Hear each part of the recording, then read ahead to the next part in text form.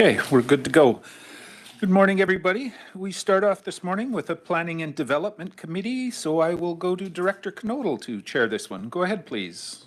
Thank you, Chair Pendergraft. Good morning, everyone. Welcome to the Thursday, March 7, 2024 Planning and Development Committee meeting. Looking for the agenda, and I cannot see the screen. Moved by Director Robert. I cannot see the screen anymore. It's been blocked out by me. There's a seconder in here. There's a seconder. All in favor?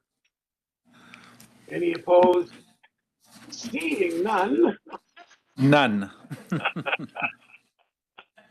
We have one item on today, item B, and I'll move to CAO Zafino to do the intro. Thank you. The first item is the purpose of this report is to provide options to the Regional District Board in relation to the strategic land use projects. The recommendation is that the second reading of the Electoral Area E Official Community Plan Bylaw 3010-2023 be rescinded and the bylaw abandoned, and that the draft Electoral Area E Official Plan Bylaw 3010 be incorporated within the draft Okanagan Valley Official Community Plan Bylaw, and that the draft Okanagan Valley Official Community Plan Bylaw be brought forward for consideration at a fourth meeting at the Planning and Development Committee of the Regional District Board. There's a presentation that the staff has for you if you wish to see it. Thank you, sir. I'm going to assume that Mr. Garish is doing the presentation, so. Great, thank you. I've got a fair few slides, so I'm going to just jump right into it. So I'm going to start with a quick project background for the board, because this has been going on for a while. And it has been a while since I think we gave a comprehensive overview of how we got to audio. Where we are today. So for the board's benefit, the current area EOCP was adopted back in 2006. It was subsequently repealed and reenacted in 2008 as part of a larger process we're doing at that time. And in the subsequent years, it's been amended, although this is probably from 2021, this tally 40 times, plus or minus, probably a lot more now. And the project itself was identified on the 2020 business plan, and it was commenced shortly thereafter. So since 2006, there have been a number of significant amendments to the current OCP. And so when I say current, it's the existing 2008 plan, not the bylaw 3010 that's got second reading already. And as you can see here, some of those changes, the more significant types were watercourse development permits, climate action, vacation rentals, environmentally sensitive update, accessory dwellings, and cannabis production. So the plan has not been static. It has been revisited and updated a number of times over the years. In terms of the current OCP review project, so that was a priority from 2020. Unlike some of our other recent OCP reviews where we've had consulting help, the Area E project was largely done in-house, although we did have some consulting assistance with the community engagement component, and that was with Local Decisions, which is a consulting firm. The project also benefited from the input of an informal community advisory group. So this is one that was not formally appointed by the board, whereas we have had OCP review committees in the past that have been formally appointed. And there was also a series of community conversations held within the community, obviously, to help inform the preparation of the plan. One of the reasons it's taken so long, as the board is aware, we've had staff changes, local government election interceded as well, and also other competing demands have taken staff time away from this project. So we are at the point, though, as the board is aware, where we have a bylaw that's received some readings. Now, the bylaw itself, and I'm going to touch on some points here which I think get to the request for revisions that the board has asked for. So the draft that does have the second reading, the community consultation that we had the consulting help on, that consisted of a three-round survey undertaken between 2021 and 2022. I want to note that we had over 500 people participate in that. And the structure of the survey itself was one where participants were asked to make trade-offs and compromises, not just simply to list what they most want to see happen within their community. And I'll touch on that later. Those kind of lists can be problematic in terms of achieving them. So going into the project and where we were expecting to see most of the community interest was growth management. So as the board is aware, we do have the South Okanagan Sub-Regional Growth Strategy.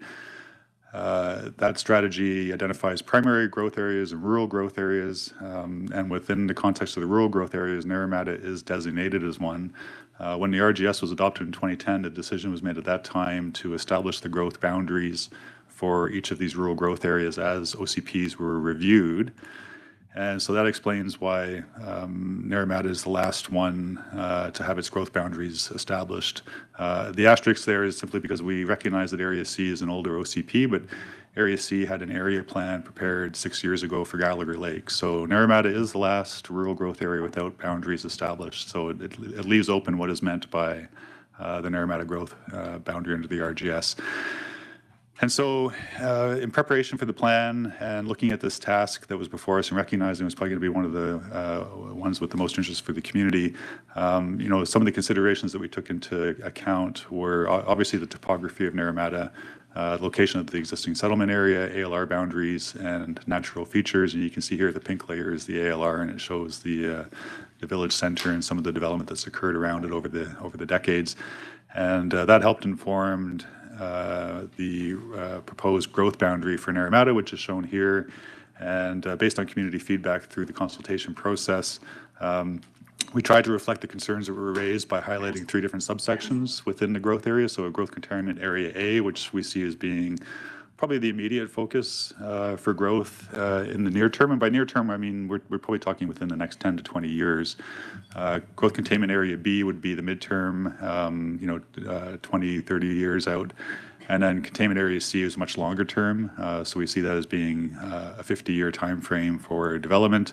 And I just wanted to emphasize too that these boundaries also reflect the boundaries that are being looked at as part of the liquid waste management plan that's being prepared for Naramata. As well, so these next few slides are going to touch on the support for community sewer, which there's some overlapping here between the different parts of the OCP. Obviously, a growth area can't really be a growth area without sewer. So we have the boundaries of the growth area, but now in terms of, okay, well, what's going to happen within that growth area, we're speaking to support for community sewer. And those statements of support occur throughout the plan. So right off the top is a broad goal for the community under infrastructure, support for water and sanitary systems, along with improved internet connectivity has been identified. The local area played area also speaks to the support for a sewer system to serve the community, and obviously that's to help with higher residential densities. But we also recognize that a sewer system can help with, as you can see here with the natural hazard policies, geotechnical issues, can also assist with alleviating the risk of contamination of the lake. And again, finally, a different section of the plan, infrastructure, speaks to establishing a long-term sustainable sewage collection. So this policy direction on the sewer is interspersed throughout the plan in many different sections. We also recognize too in the drafting process that a lot of our OCPs, the predominant form of policy statements within them are regional, so they cut across multiple electoral areas. But within each electoral area, there are distinct communities, and those distinct communities might have policies that are specific to their particular needs. And so within the draft Naramata OCP, we have Lower and Upper Naramata, Falcon Ridge, and Indian Rock as the 4 local areas that we've identified maybe particular policy statements for. As part of this process, we recognize that, likely one of the policy feedback areas we'd be getting from the community would be in relation to vacation rentals. But as the board is aware, up until this point, vacation rentals has been treated as a regional policy. So we recognize that there was, discontent or dissatisfaction with the current regional approach to vacation rentals within Naramata. But this is, and just reemphasizing for the board, tentatively set to be dealt with as a regional project in 2024 and not being dealt with through individual OCP bylaw reviews.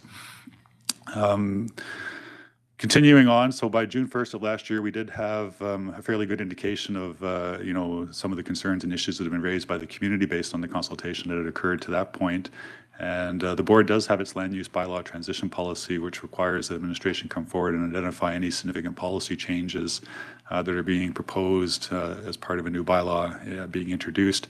And so we did that on June 1st and highlighted for the board, which is the column at left. And I won't get into all the details here today, but just how some of those policies in those particular sections were being changed versus what's in the current OCP. But the other question we had for the board at that meeting was in relation to some feedback that we received from the community that staff was seeking direction on for a variety of reasons. And I'll just touch on these four for the board's benefit again, background context. So the first one up was vacation rental policy. There was obviously input received from the community that disagrees with the current policy statement, and there was suggestions around having policies that outright prohibited or strongly discouraged vacation rentals in Naramata.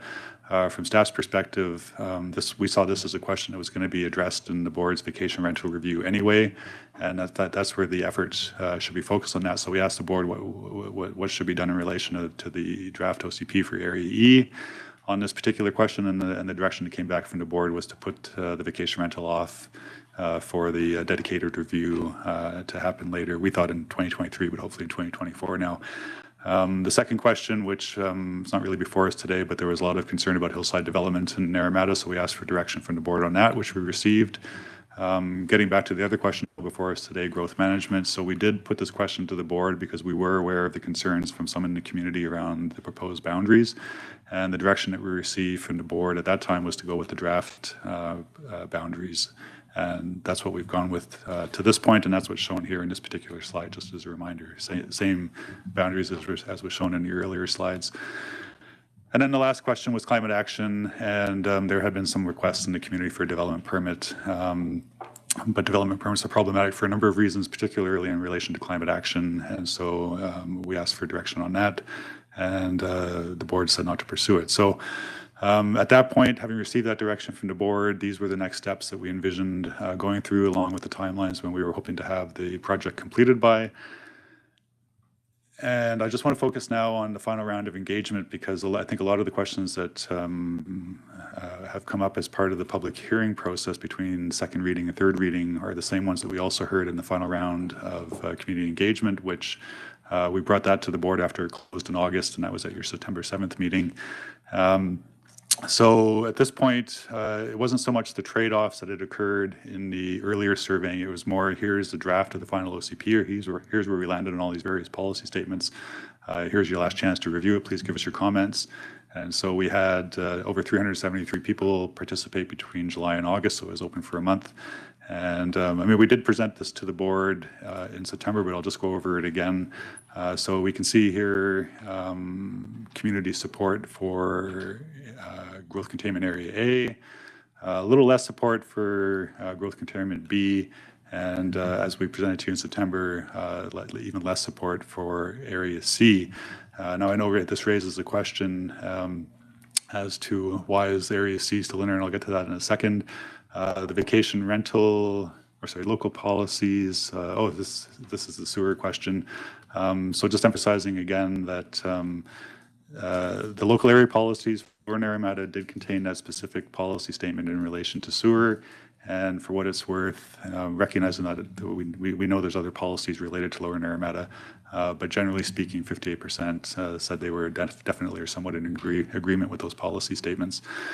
Now, I apologize, there's not much context here, but this was provided to us by the consultant who helped us with the community engagement for the first few rounds of surveys early in the project. And we used it at the public hearing because we were anticipating a lot of the comments that eventually were made at the public hearing, and which the board picked up on when we were at third reading. So I apologize, I'm going to read his summary of this chart, and I've got another chart on the next slide because I don't want to mess up. And this is a summary of what I also presented at the public hearing as well. So the consultant basically starts by saying that the basic premise of the survey that they helped us with was that communities cannot have it all.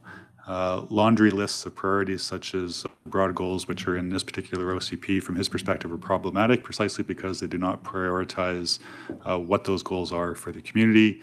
From his perspective, what matters most is the community's willingness to trade off the achievement of some of these goals and objectives at the expense of others. This is because individual preferences vary based on relatively immutable factors, so consensus around trade-offs is generally unrealistic.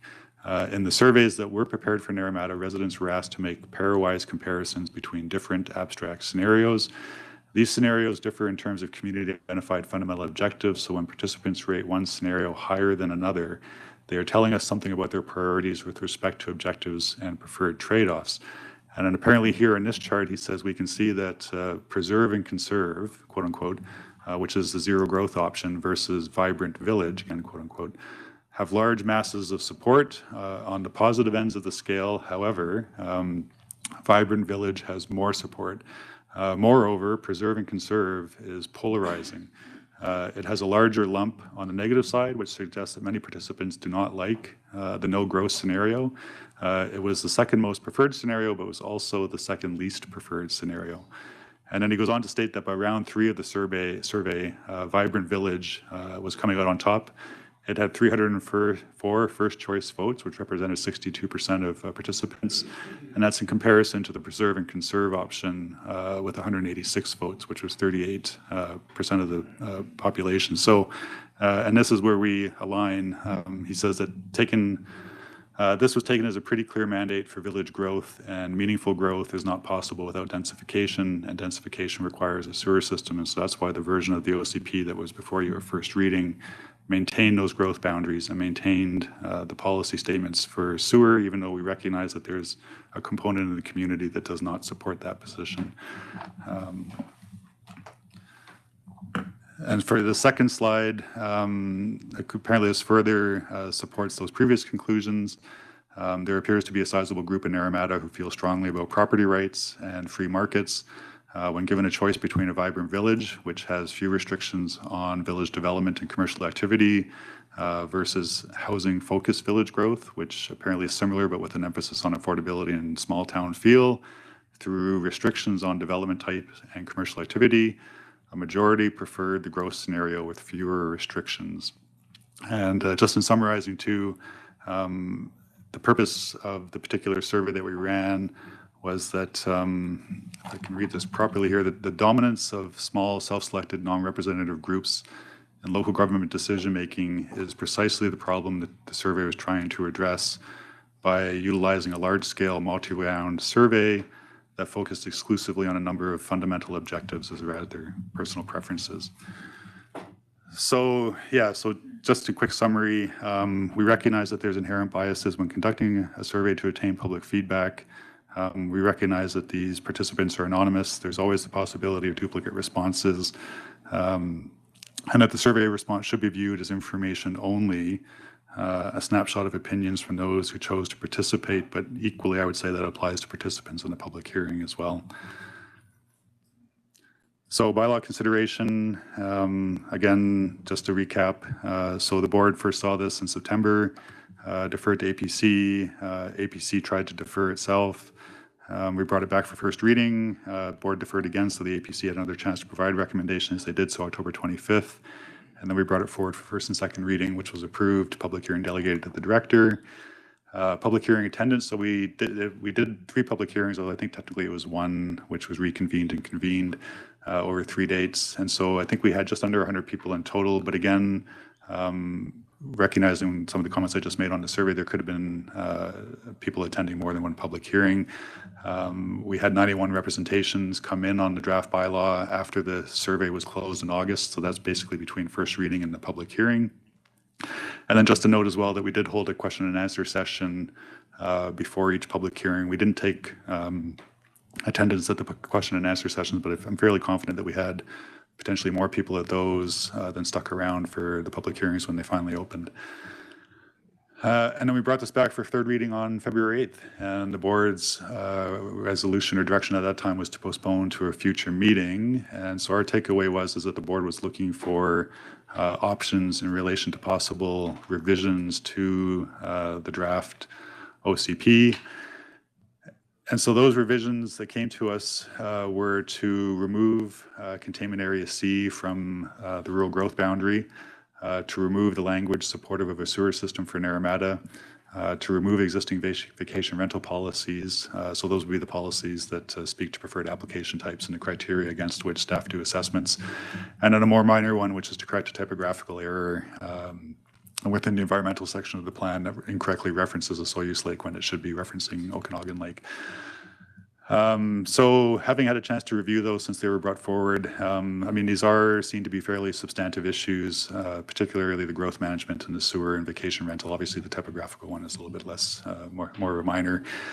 We feel that these trigger the early and ongoing requirements for consultation under Section 475 of the Act. And so that section basically says that the board has to provide opportunities for people whose interests may be affected, whether it's individuals, property owners, agencies, to comment on the proposed bylaw itself. And so if the bylaw is changing because of the requested revisions, we have to provide an opportunity for those groups to review and possibly modify or submit comments that they chose not to submit previously. We feel that in order to do this, to redraft the plan, that we would have to rescind first and second reading, giving us the opportunity to make the amendments, prepare a new draft, and then circulate that for comment. And we're recommending that the following be undertaken. And this list is generally based on the consultation steps that were taken in order to get the current version of the bylaw to first reading last September. So we would recreate those steps, give all the same groups and residents an opportunity who had an opportunity previously, another opportunity to look at the draft and provide feedback, and then bring that to the board. And you know, based on the timelines that took us to this point, currently we feel that we're probably looking at about another 6 months, so into October, in order to get the bylaw back before the board for consideration of adoption. So in terms of options and how we best deal with this, as this CAO indicated in opening the item for discussion, the recommended option, because we see a lot of synergies here in terms of available staff resources and financial resources and other projects that the board wants to get done, that if first and second reading of the bylaw are rescinded, that the bylaw be abandoned. That's a technical term. We wouldn't technically be discarding the information within the bylaw. We would salvage that information or retain it and build it into, which is what's supposed to be the next OCP review, which is the single OCP for the Okanagan Valley. So the information that we've gained from the project to this date would be incorporated into an OCP bylaw, just not the current version of the OCP that's before you. And we would prepare this draft and then bring it forward for consideration at a future P&D committee. The benefits to this approach, obviously, as I've said, better use of staff time and financial resources. We see a lot of duplication and overlap between what we would have to do for the requested revisions versus what we would have to do for the next OCP review project. And there may also be potential synergies with what comes out of other projects, such as the vacation rental review, being able to be incorporated, which, if we did this option, it would allow us to start that project a lot sooner. Option two would be to rescind first and second reading, but instead of abandoning the bylaw, to revise it in accordance with the requested changes and then undertake the public engagement that I outlined, which we're seeing as being a 6-month process. Obviously, the benefit would be this would allow the OCP to be updated to reflect the requested revisions. But in order to accommodate this work, because at this point, planning department has viewed this project as basically 100% complete, that the work left to do on it is more administrative in terms of the steps towards adoption. But if we're going back and doing more work, then we see this impacting other projects. And I mean, we've already delayed vacation rental while E has progressed to this point. And if E is still to remain active, then we see vacation rental likely being bumped into 2025. I put ESDP review on the list here with an asterisk because I know this is before the board later today and we're not quite sure what's going to come out of that particular project, but it may have implications for our ability to complete it as well as Area E at the same time.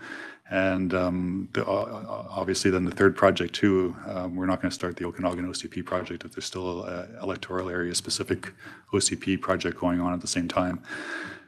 And then option three, which I know was before the board last time, but wasn't supported due to the postponement to allow for the consideration of revisions, was simply to bring the current OCP as it sits at second reading back for consideration of third reading at the March 21st meeting. So that's it for my presentation, and I apologize for the length, but I'm happy to try to take any questions that the board might have.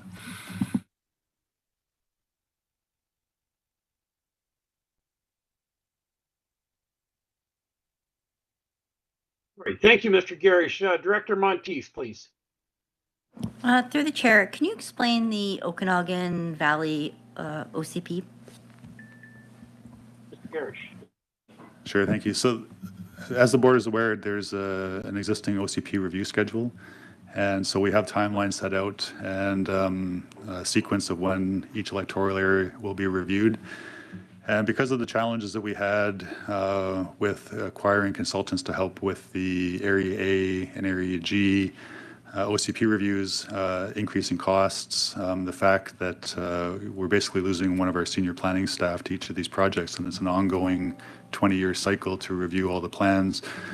We came back to committee in late 2022 to ask the board at that time to reconsider the OCP review schedule.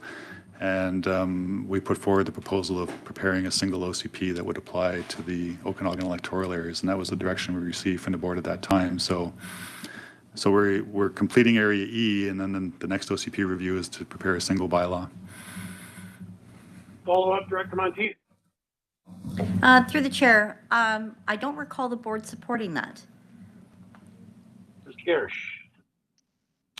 I can revisit the minutes and come back to you on that at a separate meeting. Because sorry, to follow up, I recall quite a conversation about areas wanting to have its own autonomy and not be consolidated into one bylaw, and what that would look like. And I believe that the information was that we were looking for more information on what that would look like versus agreeing to it. That's what I recall. Thank you, Director Monteith. I'll leave that to Mr. Garish to determine. Director Federico. Okay. Thank you, through the chair. As you mentioned, there's been I've received a lot of feedback on the boundary C and how big and comprehensive that is. And so with the new provincial rules and allowing for multi-units on parcels, if we were to leave that area within the OCP, how does that affect either density or any rezonings that they want to bring forward with regards to multi-units? Mr. Garish, please. Okay, so it's a somewhat complicated question for us. Under Bill 44, and we touched upon this at a previous committee meeting when we were talking about the legislative changes that are impacting the zoning bylaw and how we have to update to reflect that. At this point, the only one that's affected in terms of having to apply the 3 to 4 units is OK Falls, because it's a primary growth area that has community water and community sewer. Ministry staff have suggested that from their perspective, they see no difference between a rural growth area and a primary growth area. RDOS staff don't agree with that interpretation. We've always understood there to be a quite significant difference between a primary area, growth area and a rural growth area. And so we're in the process of seeking clarification on that. Regardless, at this point, Naramata doesn't have a community sewer system. So there's the legislative requirement for density at this point is what's across the province, which is one principal and one accessory dwelling, either in the form of a suite or a detached accessory structure. Now, if in future the board establishes a sewer service in Naramata and extends sewer to Area A, then yes, potentially as a growth area, there could be a requirement to put in 3 to 4 units. If that sewer is extended to Area B as well, then that might extend it there as well. And Area C, but keeping in mind Area C, as we've indicated in the plan, is like a 50-year time horizon. We don't see that happening anytime soon. Of course, the one caveat I would put on that is that we're still seeking clarification on rural versus primary growth area, and if a rural growth area with water and sewer has to provide the same density as a primary growth area. So a bit of an unknown at this point, but. Follow up, Director Federico. Yes, thank you. So then once we go through the RGS process, would that then have impact on those growth boundaries? Mr. Garish. Yeah, so as the board is aware, we do have an ongoing RGS review, and the last direction we have from the board is to change the status in the draft amendment bylaw for Cleveland and Naramata and to no longer have them as village settlement areas. And village settlement areas were the equivalent of a rural growth area under the current RGS. But again, a lot of the same questions that we have in relation to urban containment boundaries and rural versus primary growth areas is equally applicable to the questions that we have in relation to the draft RGS amendment, village settlement areas, the resort area, the urban growth areas have established. So we're still in the process of trying to get clarification on some of these questions. But sorry, if I can answer the question, and yes, with the RGS review, there is still the potential for, well, we're envisioning that whatever form the RGS amendment takes, that we're looking at having to make amendments to all of the Okanagan electoral area OCPs to ensure consistency. Thank you, sir. Director Gilbert, please. Yeah, thanks for the chair.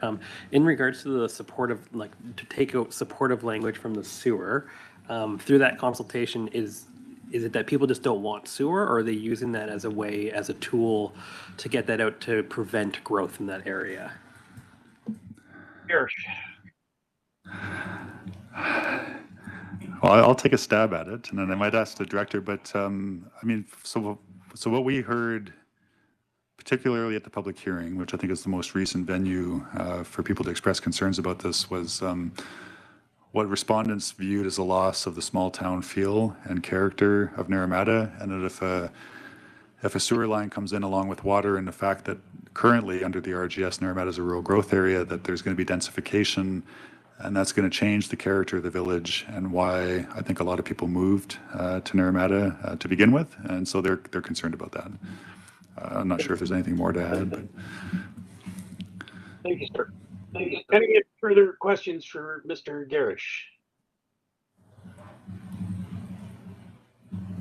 Not seeing any, does anyone care to make a motion on this? Director Frederigo, please.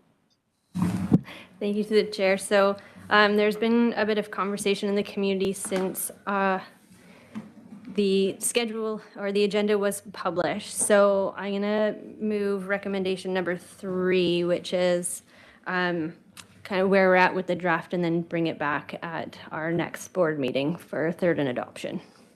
I'd love to second that. Director Taylor. Was that I've got a second from Director Taylor. Was that a question or a second, Director Pendergraft? That was going to be a second, but. Very good. Any further questions at this point? Seeing none, we'll call the question. All in favor? In favor. Any opposed? Seeing none, motion carries. Thank you, kind folks. Looking for a motion to adjourn the Planning and Development Committee meeting. Move. Director Van Elpen, second. Director Pendergraft, all in favor? Motion carried. We are back to you, Director Pendergraft, please. Thank you, Director Knodel. We go to Protective Services Committee next, and I will go to Director Roberts for this one. Go ahead. I'd like to seek a motion for the acceptance of the agenda. I see first and second. Thank you. All in favor? All right. Thank you. And could I now pass this over to, or sorry, I should say who's not in favor, which seemed like everybody was in favor. Now passing it over to the CAO in regards to the 2023 wildfire after action. Of course, that's why I changed my background. So thank you. This is an information report regarding the 2023 wildfire season after action report. Staff is here with the presentation.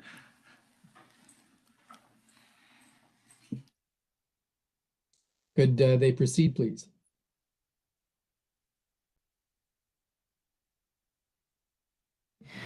Good morning, everyone. So this is just a summary of the after action reviews that we conducted last fall after the conclusion of the 2023 wildfire season. We actually did 4 sessions. So we did a debrief for the EOC. We did a debrief with the ESS teams. We also did a debrief between the fire response personnel, and then we also had a region-wide with all the rights holders and stakeholders being led by Red Dragon Consulting to do a full debrief as to the season actions. So just a quick review of the 2023 wildfire season. So this was a record-breaking season.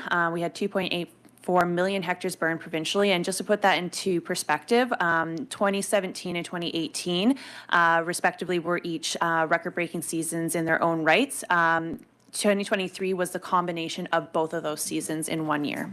So it was an astronomically busy year, very volatile wildfire behavior, and put a lot of took a lot of time for a lot of people in the EOC. We had 3 major wildfires within the regional district.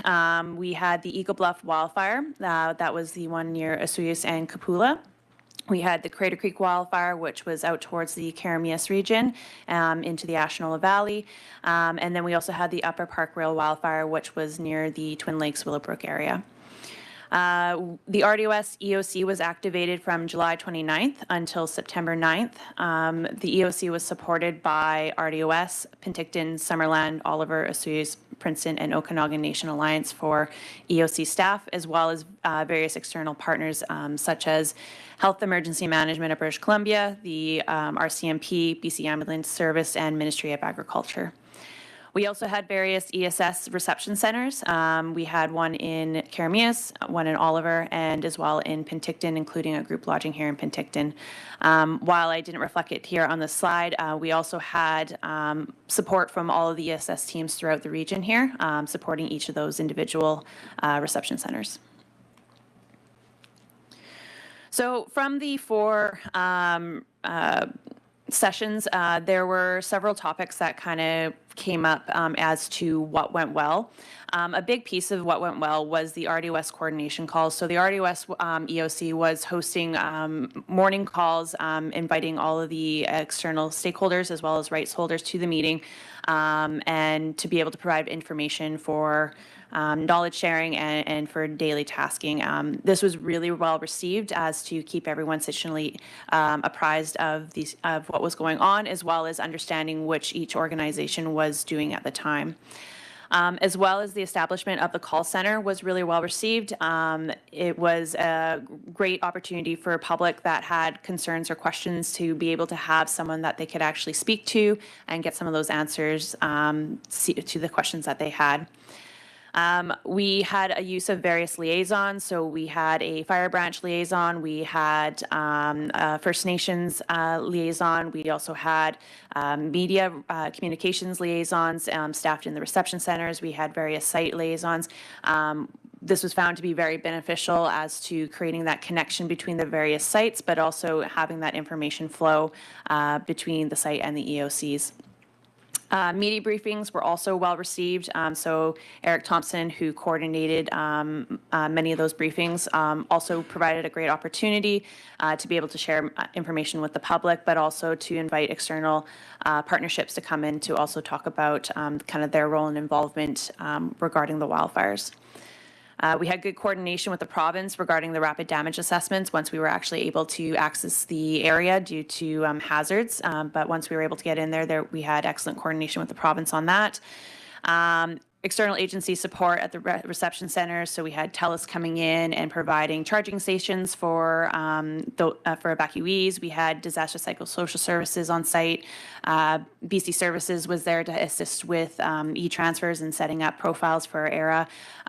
This was all well received, and we're looking to have that external support in our reception centers moving forward. Coordination with Alert, so our Animal Lifeline Emergency Response Team.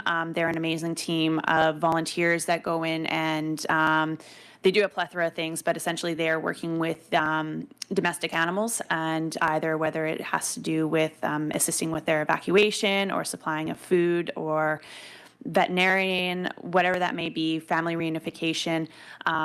We had a lot of great success coordinating with the EOC and Alert to provide them access to areas that had been evacuated to be able to procure domestic animals and then providing support afterwards. And then just overall, there was a lot of mention around just the teamwork, the mentorship, and the staff dedication to the EOC. felt like there was a very healthy environment in the EOC. Everyone was working together quite well. As I mentioned, we had multiple agencies that were working within the EOC, so a lot of partnerships that were built over the few weeks there.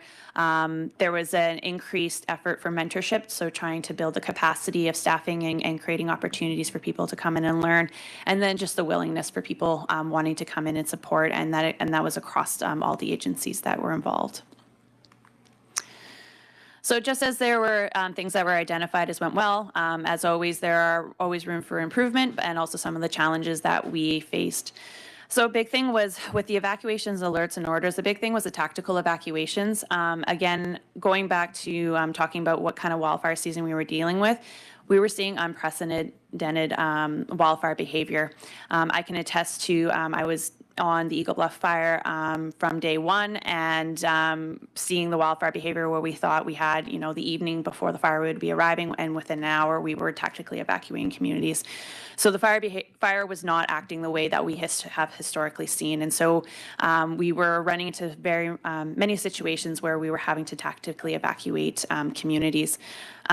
This definitely caused a bit of delay and confusion around messaging. And of course, we have our requirements around strategic evacuations requiring mapping and public messaging. So we're needing to review that policy and process to create more less confusion and a little bit more streamlining the flow of that, so that we have can operate in a timely manner on that. We also identified the need for some standard operating procedures around temporary access permits, and that's just to create some guidelines around where and when we would allow people to return to an evacuated area for a temporary means. We often get requests after people have been evacuated to be able to go home to procure certain items, anything from clothing to medications to personal items, work computers, and we have to be able to set a bit of a procedure as to when and how we would allow people back in. If we've evacuated publicly from the area, we have deemed that area to not be safe, so to be letting people back in is kind of counterintuitive, but we do try to work as best as we can with the public to support, but we have to create a bit of a process so that we have that consistency. As well as standard operating procedure for roadblocks. So the big thing there is just with working with different agencies that come in and provide that security for evacuated areas.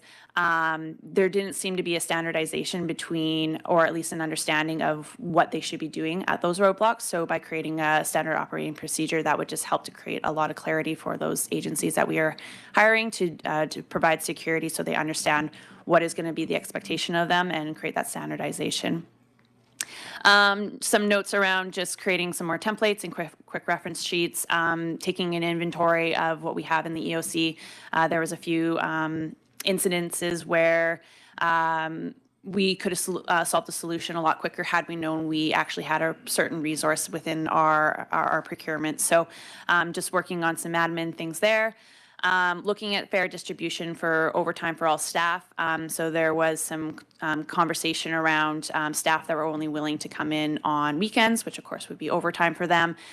So does that actually equate to fair opportunity for all staff to be in the EOC, getting mentorship and building experience, but also the financial compensation part of that. ESS, a big thing there is just looking at a regional approach and the coordination also with our neighboring jurisdictions. As I mentioned, we utilized all the ESS teams across the region. However, there was some feedback around where they felt they could have been utilized more and more effectively. So we're reviewing that to look at opportunities to how we can utilize the teams in a more efficient manner. But then also looking at supporting neighboring jurisdictions, so such as the Central Okanagan Regional District, knowing what was going up there with the delays in providing ESS supports to some of their evacuees. Is there a way that we can better coordinate, whether it's directly with the regional district or through the province, to let them know that we had the capacity to accept some of those evacuees and help them with the ESS supports. And then also just continual increasing in our cultural safety and humility. I think we've been trying to dedicate ourselves to learning more and establishing better practices. However, we have been notified of certain situations that have come up that just highlight the fact that we still have a lot more learning to go, and just need to continue creating a culturally safe environment for all those involved with emergency response. So from all of that, there are some opportunities that were identified. So that included establishment of a regional roster to support any staff burnout and business continuity. As we know, fire seasons are lasting longer, are more intense, and yet we still have organizations that we need to run. So potentially there is an opportunity there to look at the region for a staff rostering for the EOC so that we can actually create more turnover, balancing the continuity within the EOC, but allowing people to be able to get back to their 9 to 5 daily jobs so that we are still moving projects and objectives forward throughout the fire season.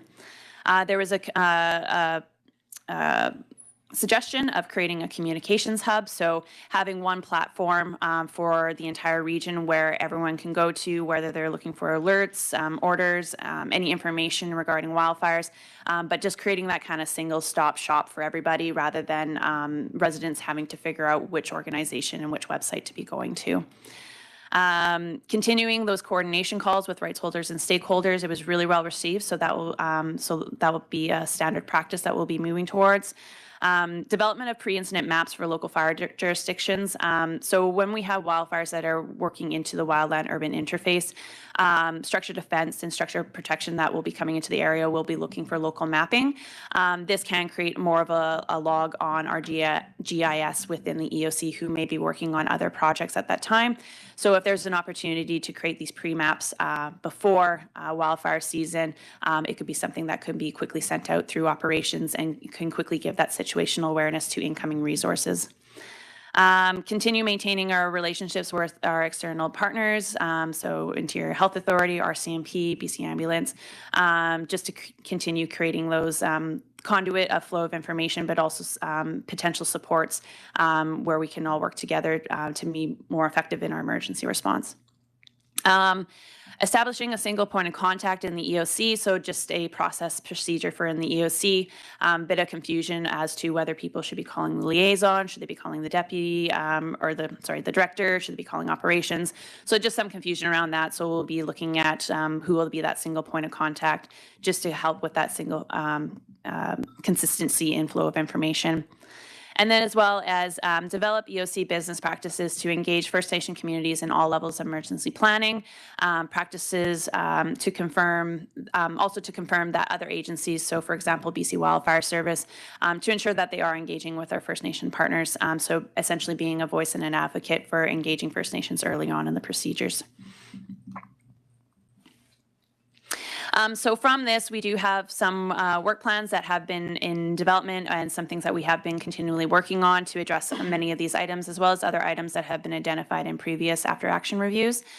So we are working on a communications plan that will be involved in some template development for standardizing some of the media releases, as well as evacuation orders and alerts, and then also just a flow of information chart. So understanding who we need to notify at what point, what information do they need, just to try and create more efficiency as to getting the information out in a timely manner. Working on an internal and regional roster, so identifying here in the RDOS who has the training and experience, but also the interest in being in the EOC, but then also looking at the regional level. Development of a regional ESS response plan, so that will be looking at how we'll be utilizing all of the teams more effectively. How do we work with First Nation communities? We have heard back from many of our First Nation communities about how we are supporting their people through ESS, so there are some things we're looking at to accommodate their requests, as well as a training plan, so ensuring that our teams are all being brought up to the same level of training so that we can create more efficiency across the different teams. We also are working on an EOC training matrix, just ensuring that our staff are keeping up with their skill sets, mostly due to also the update in the legislation, but just reviewing and updating our emergency response plan, and then just reviewing our templates, quick references, and also looking at developing some EOC emergency kits for staff working here in the EOC. So that is a very high level summary. I will be sharing the after action reviews hopefully in the next week or so. I just need to finalize some formatting. But if there's any questions, happy to answer. And that is all I have for today. Thank you. I see Director Coyne Jr. Hi. So I guess my question is, so last year, I don't even know how to, if it is a question, I don't know. Last year we had the fire outside of Comont, which fell between fire jurisdictions. And unfortunately, the regional district didn't feel that it was their responsibility. And they kind of passed the buck over to the town of Princeton, and Jody was trying to manage the best she could. We had no support from the regional district, not even with communications or anything. So, was that brought up when you guys did your after action, and is that something that's being discussed, because it was outside the town's jurisdiction or boundaries? It's in the regional district. The RDOS wouldn't put a state of emergency. They wouldn't even acknowledge the fire, and they said everything goes to Princeton, and we had to deal with it. So we were trying to do an evacuation with no support. So. You know anything about that, Brittany? I know I'm kind of putting you in a spot there.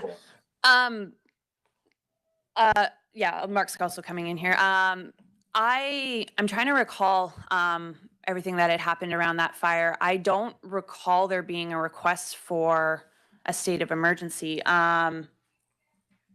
Do you remember? Sorry. Yeah, I'll carry on. I agree. I'm not recalling that there was an ask for us to do action that from an evacuation perspective, but we'll certainly follow up. If that is the case, if it's outside of a fire protection boundary, so in this case, there would be some area of coverage that is outside of the Tulameen fire response boundary and the Princeton response boundary, it is 100% the regional district's responsibility to respond, in this case, likely through BC Wildfire, who would take the lead on that. So what we do as a support agency to responders is react when we get asked to react. So we'll follow up and make sure that if there was some protocols that we missed, that we can make sure that we don't do that again. But that one in particular, that's I'm a little surprised by that. So are we. We had a rave going on, and there was like 400 people there. Oh, right. Okay. Yeah, I do recall the incident, of course, but I don't recall us ever getting asked by, in this case, BC Wildfire to do an evacuation. No. All right, thank you there. I see a hand from the CAO. Thank you. So there's going to be a secondary EOC in the Similkameen, as promised with the earlier recommendation for the EOC, a primary and a secondary. The secondary will be in the Similkameen. So situations like that, we would have firsthand knowledge. So something like that, I would hope that would never happen again. Okay, thank you. I have right now Director Taylor, then Director Wiebe, and then Director Monteith. So Director Taylor. Yeah, thanks for the report to staff. Really like the recommendations. I really like the idea of populating more liaison positions to get access to external expertise, knowledge. I really liked the enhanced communication and the way it was done, interviews, etc. 4 things that I think I would like to see consideration of: some more structure, and perhaps we as directors also need to buy in as to what the board's role is. Because I'm sort of seeing different models talked about, and not just the board's role, but what the director's role is. Second, consideration as to how RDOS populates the section chief positions, because as I've stated numerous times, I'm concerned at the impact this has and the opportunity cost it has on regional districts' business continuity. Third, I'm wondering on the ESS thing, if there's anything like an ESS light. I don't think our community could support an ESS group itself, but perhaps we could do something, and so perhaps we could talk about that further. And if staff could inform me on that, that would be great. And fourth, just board engagement in an annual training session with the EOC staffed up to section chief levels so that we get a better understanding. And maybe I'm the only one that needs a better understanding, but I think a good understanding, and we're all on the same page as to what our role of the RDOS EOC is, and the board and our individual roles as directors. Thank you, Director Taylor. Brittany, would you care to answer some of those questions? Yeah, so the last question there regarding training, I mean, that's something we can definitely support. We did have the training last year for the elected officials to come in and understand a bit more around what the EOC is, and that's something we can definitely look at and continuing that on. From the ESS component, I know Bonnie, who has been working with us as a contractor helping us with the ESS component, that is definitely something I can chat with her about and see her thoughts on that and talk a bit more about how we can support communities, especially ones that might not be able to support a full team. And was there another question? I know there was a bit in there. I just want to make sure I answer all your questions. If I could, not really questions as much as comments. So I put 4 of them forward there. I can send them to you in writing if you'd like. The only other thing I'd add, if I could ask a supplemental to the chair. Okay. Yeah. Is there a way of scheduling a scheduled time? And I can see we're building towards schedules and I like that, but time at which directors could get updated, and it wouldn't necessarily have to be specific to directors, but could be part of perhaps some other update, and it would be great if that could happen in the morning sometime. But I appreciate that there's challenges in that, so I'm just throwing it out there. I did appreciate the 1 or 2 o'clock update opportunity that was given on several occasions. All right, thank you, Director Taylor. If there's no more, I'll move on to Director Wiebe. Yes, thank you. So 2 things. First, I'd like to just make a comment with Director Taylor. The South Okanagan ESS volunteers already kind of collaborate between communities. I think we have a fantastic partnership in that department. And so I think if there was something to help out OK Falls, we can probably get you in contact with some of our coordinators. They're doing a fantastic job. I know they there was a presentation from one of our coordinators at the, I believe it was Nest recently or coming up, just on what we did in the South Okanagan to respond last year, and the good work done by some very fantastic volunteers. So there's definitely some opportunity, I think, to broaden that dialogue about the support for the ESS in our area, but they're doing a fantastic job. And regarding the secondary EOC, I know there's been some talk about Karameas playing a role in that, and we're actually meeting with the Lower Similkameen Band at the end of the month to talk about secondary EOC, talk about ESS, and kind of further that dialogue and the partnerships, and doing it now rather than in the middle of fire season. So there is ongoing dialogue about that, and I know my CAO is in contact with the RDOS and you know, regional EOC. There's been lots of those dialogues. So I'm excited that we're doing the planning now and not in July or August. And just want to commend the RDOS, the EOC, the staff involved. I think we're definitely trending in the right direction. And the collaboration and the partnership, I think, is fantastic. And hopefully this year we can have stronger ties of partnership before we need them, rather than trying to establish them as we go along. I think what Mayor Coyne, or Director Coyne, sorry, mentioned about sometimes these things come up and then there's misses or miscommunications in the midst of a crisis. And I think the more we can talk before we get there, the better off we can handle these things. They are unprecedented, but I mean, I think we can do our best to try to be ready for them when they do happen. Thank you. Okay, not hearing a question, but statements, well stated. Next is Director Monteith. Thank you. Through the chair. Sorry, I didn't sleep really well last couple days. So the name of the notification system. Voyant alert. That's it. I'm actually surprised I didn't make the list or the recommendations. I've mentioned many times that I'm struggling with whether it be mapping or whatever it is in my community. It once again didn't work for all property owners. Either they're not getting the alert, they're not setting it up properly. It's not seemed to fit the bill for my area. And whether it be Apex, Twin Lakes, this is year 2 that they've struggled with it. I know that residents mentioned that in their feedback, so I'm kind of surprised it didn't make the list. So thank you. Yeah, and so my apologies of not specifically mentioning that. I think just as a broad review of evacuation orders and alerts, it would be captured under that is kind of where I was going with that. So Voyant alert would be part of that whole process review. Thank you. Any follow-up to that, Director Monty? No, I just missed the old system, I think. It seemed to work better. So I think that rural communities and the new system, there's a challenge with the mapping. Okay. Okay, see, any other questions? I see, CAO. This isn't a question, but just an update.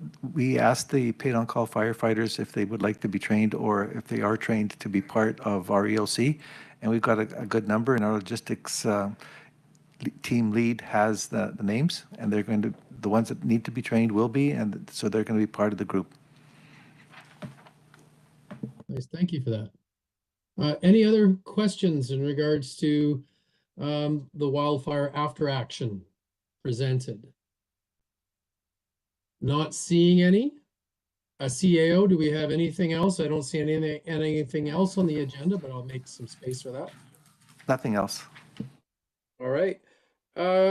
Seeing that, then can I have a motion to adjourn? I see that. Thank you. To all in favor? Any against? All right. Protective Services comes to adjournment at 10:02. Thank you, Director Roberts. That brings us over to Environment and Infrastructure. And I believe Director Bush is going to chair this one, so I'll turn it over to him. Thank you. So I'll bring the Environment and Infrastructure Committee meeting to order at, what time is it? 10:03. Somebody put forward a motion to adopt agenda. Moved. Okay, second it. Okay, and all in favor? Opposed? Seeing none, carried. So we have a Wild Safe BC 2023 summary of activities. CAO? Thank you. This is also an information report, and as stated, it is the annual report for the Wild Safe BC 2023 summary of activities. Staff is here with a presentation.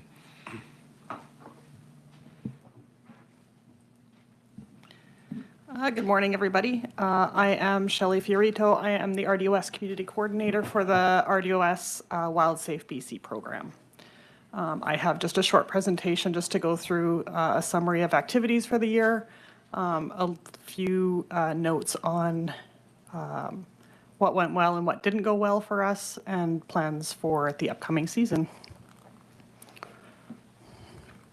So Wild Safe BC, just a quick summary or review. Wild Safe BC is a provincial public education program. So we provide information for residents and the public regarding wildlife safety and what to do in wildlife conflict. The program was formerly known as the Bear Aware program, which is still commonly used to describe it, but the name has been updated. And we coordinate and collaborate with the Provincial Conservation Officer Service and community coordinators within Wild Safe BC across the province.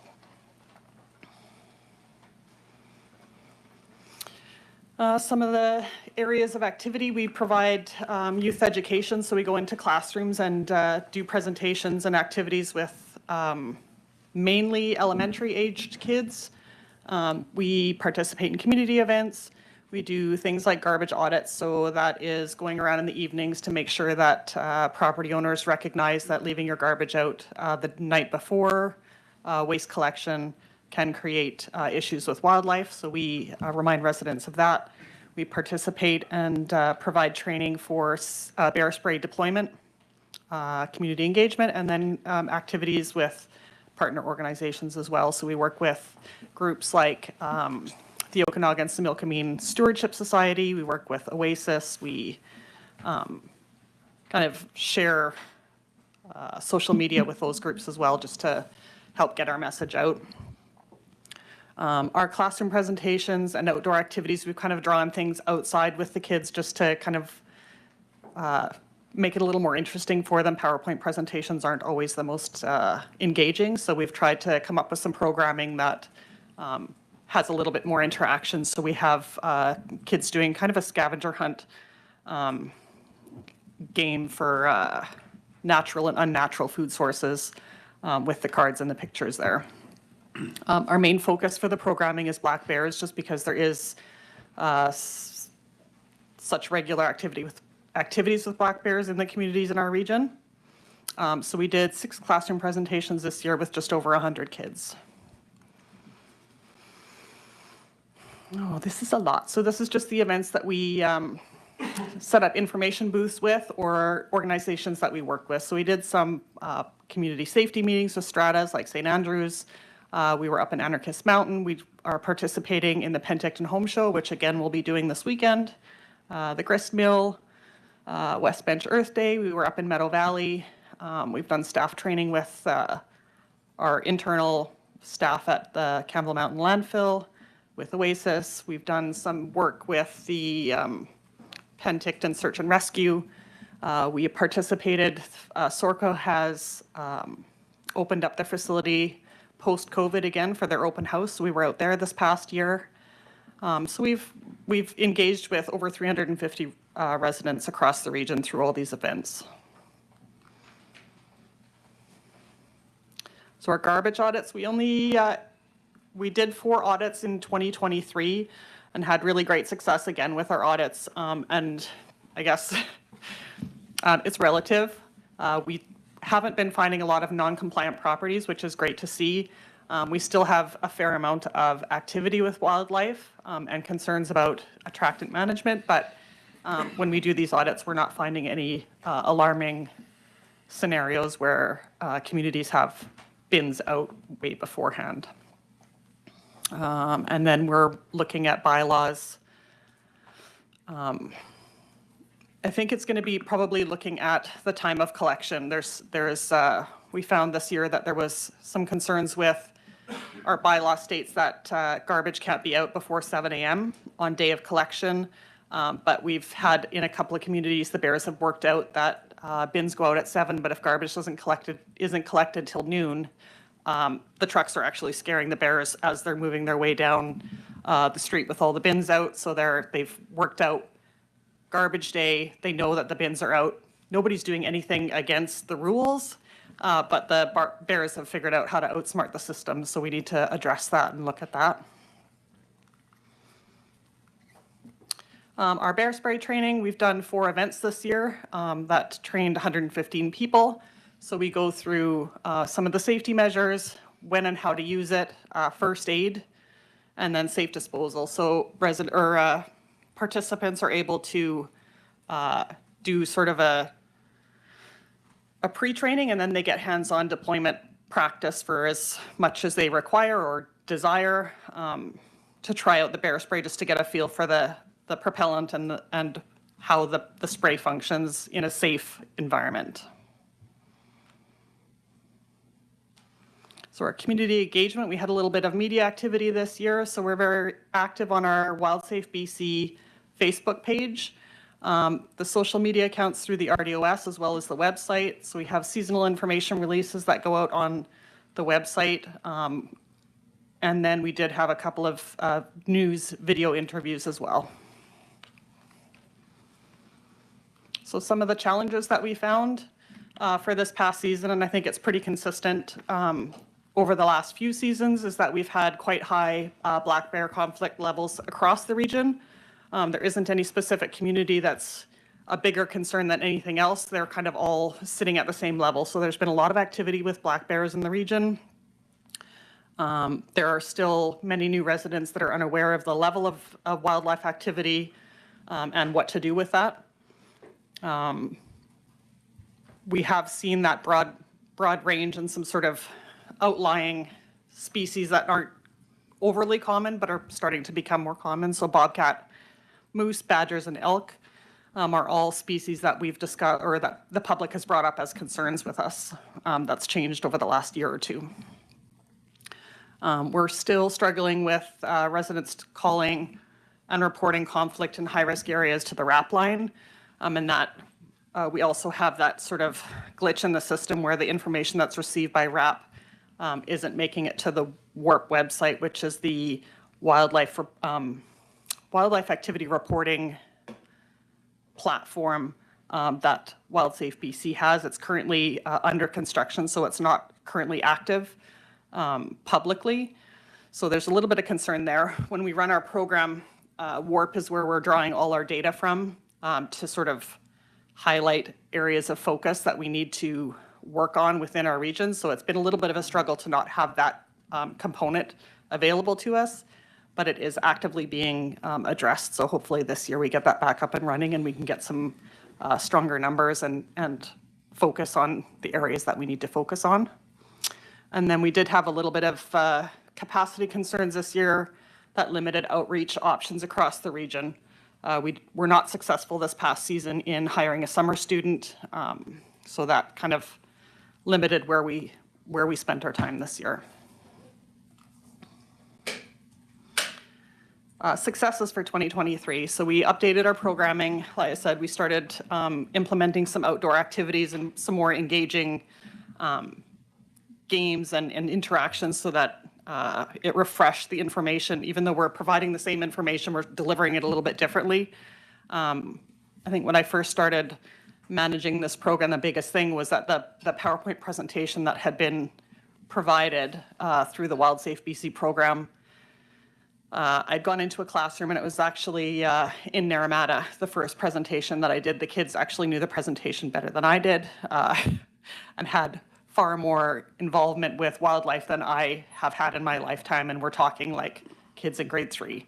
So I think it was time for a renewal. WildSafe BC has also recognized that and updated some of their programming. So it's exciting that there's new delivery methods and the programs and the presentations have been updated. We're working with local media, local nonprofits. So working with organizations like OSS, we're partnering and sharing events, which is really great because it just makes it, you share the costs of renting halls and providing these presentations for public events. So it's nice to have that shared opportunity, and then you kind of share the limelight as well, and we can share our community on social media. We have a bit of a further reach if we're sharing with both organizations. And then we're working with a community champions program similar to what we're doing with the RDOS as well, just to find local residents that are really supportive of sharing information and participating and sharing that back to our program so that we have community-specific details regarding wildlife. It's important for us to know because we don't, without the WARP program working, it's a bit of a blackout for me because if somebody's not, if I'm not receiving calls on interactions, I'm not aware of what's happening in the community. So it's important to have those community champions in place so that we have that point of contact. And then we're continuing to work with the Now Center to develop that silk brochure series. We're on to the final brochure, so that should be through shortly. So moving forward into 2024, we are going to attempt to hire again for the summer, and that will just give us a little bit of extra capacity to provide a presence in community events, school presentations, and then going through the communities again just to provide a little bit of outreach to local residents.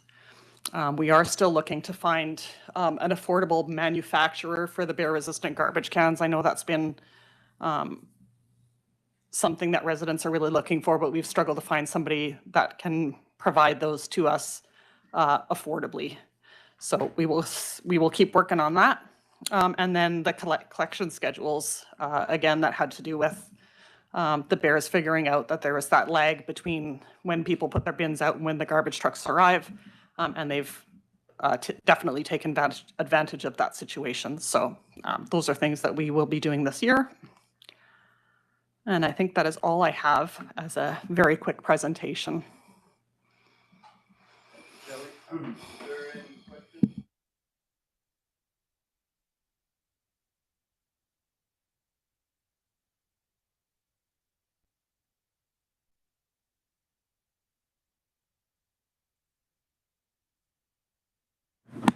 Sorry, Director Roberts, go ahead. Thank you. I'm starting to feel like poor cousin. A couple of things, a couple of statements. So you've mentioned a couple of times through your presentation, which I thank you for, about curbside issues, etc., and about bear resistant canisters.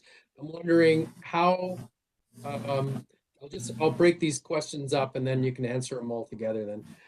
How are you working alongside with Public Works in regards to the plans, the new garbage curbside pickup system in regards to our purchasing of equipment and how that is going to look? Because again, you're going to end up with bins that need to be picked up, whether or not they're recycling garbage and green waste. And again, I know that we're in the discussion of that, but it's probably important that that's done at the same time. My second statement, I did talk to you earlier last year, and if not in 2022, forgive me, I got my brain on when I asked. Headley, in regards to a lot of the issues it's having with black bears, bobcats, and cougar. I'm finding a lot of times the community's reaching out, talking to me, not reaching out as much to the RAP line, because again, many times they want to be able to be educated. They want to interface with the wildlife, but they do not want to have conservation having to come in and euthanizing bears. So they're looking for solutions. And one of the things we talked about before, and I'm wondering if you can do that this year, working alongside with the Similkameen Recreation and having, when the physical activity trail goes to Henry, to be able to have a booth and run sessions with there. And if there's some staffing issues, if whether or not that's something that you can do in conjunction with the staff from our rec program. And lastly, as we look at working together with different departments, is it also possible, if you're having issues with getting sometimes volunteer staffing from the school system or universities, is it possible to connect with like a community group? So let's say in Headley has a Headley community, couple Headley community groups, if they can help providing, helping you disseminate the information and help you with events, etc. So that's a mouthful, but there you go. Thanks. Go ahead. Thank Shelley. you. So from the beginning, we are working with the solid waste department. I think they were just waiting on contractors for their collection program. So we'll be working with them and assessing the scheduling as far as that whole scenario is concerned. Same with the bear resistant bins. The problem, or the trick, is that we haven't been able to find a manufacturer close enough to us that makes it affordable. It's the shipping. The ones that we were looking at, you can get out of Kelowna, are retrofitted, but the issue that we've had with those bins is that they have the carabiner clips on them. So what's happening is the bins are being put out at night, the clips are being opened, and it's a little bit of a miscommunication as far as whether that still qualifies as a bear-resistant bin if you're putting it out and it's unlocked the night before collection. There is a caveat in our bylaw that states that if you have a wildlife resistant bin, it doesn't meet that criteria for it should still be put out at 7 a.m., but it's not necessarily the case with the wildlife resistant bins. So we're looking at the bylaw just to clarify that. The carabiner clip bins would be great if we could clean up that little misunderstanding with the bylaw, which will be addressed this year. And then as far as working with the nonprofits and community groups, we're more than happy to do that.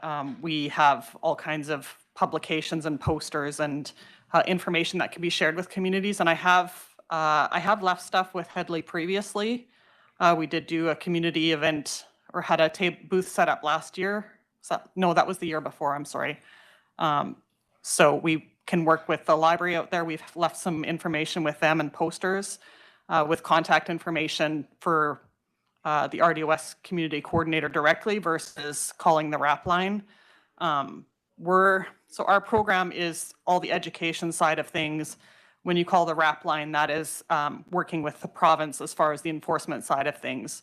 So we're kind of the go-between, or like the first step, ideally, when there's wildlife conflict. So we can talk and work with the public as far as ideas on how to address wildlife in your community prior to the CO service being involved and extreme measures like the bears or whatever species it is being removed from the community. So there are steps in between that we can take advantage of to share information and educate. So hopefully we can clarify that and I'd be happy to, I'll get a hold of the library and Headley and make sure that they have the information they need there. Thank you, Shelley. Director Miller, sorry. Thank you. Can you hear me okay? Yes. Oh, okay, thank you. This is probably a dumb question, but it's my understanding that bear-human fatalities or serious injuries are extremely rare, but I'm wondering if you had any statistics on that. Go ahead.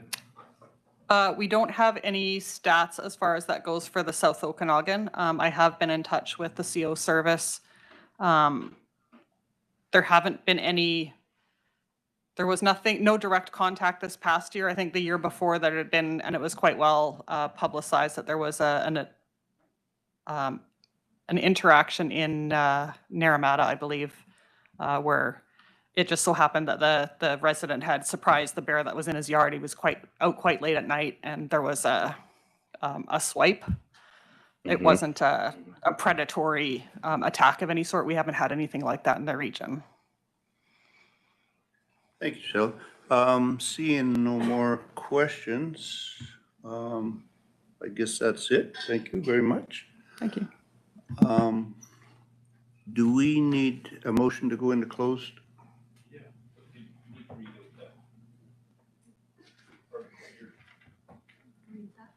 What?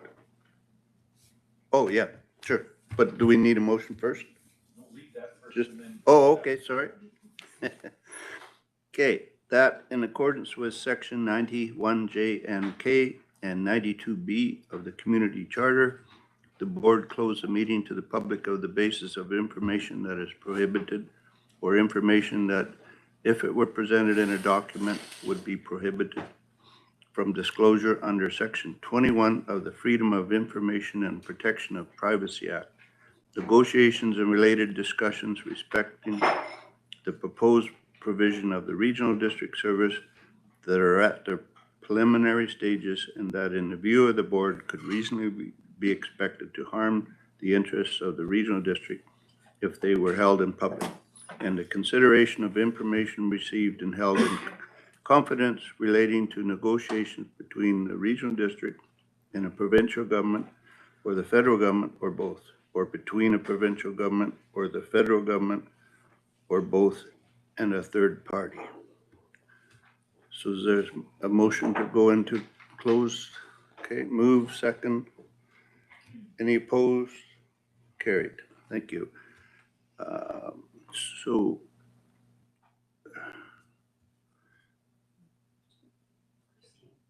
Okay, so, wait a minute.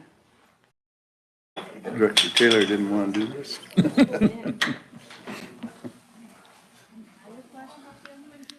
issues, but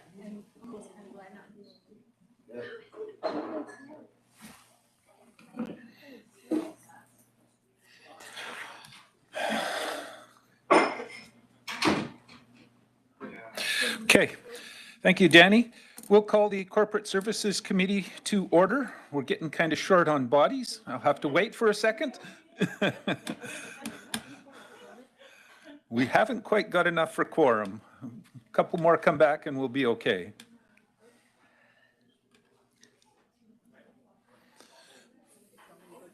Four, I'm just counting 12. We're almost there. One more.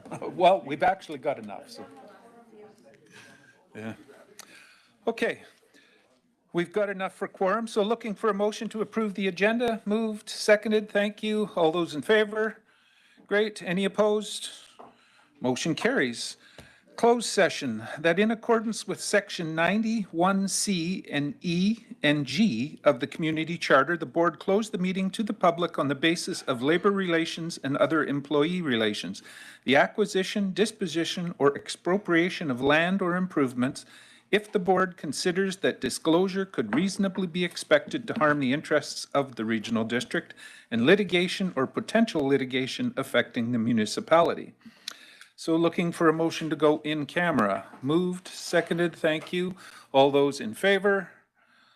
All right, any opposed? Motion carries. So I'll give Danny a moment. We've got 12. Well, For B to E and C, that would be great. So that's just an amendment to the agenda to do exactly that, yeah. thank you. Well, I think we might, but you never know. This way we will ensure.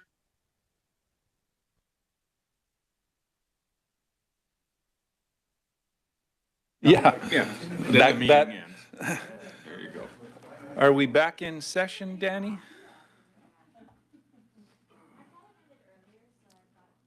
Perfect. Looking for a motion to adjourn. Thank you. Seconded. All in favor? Great. Any opposed? Motion carries. So we got 5 minutes or so to grab lunch and stretch our legs and do whatever else needs to be done, and then we'll start working through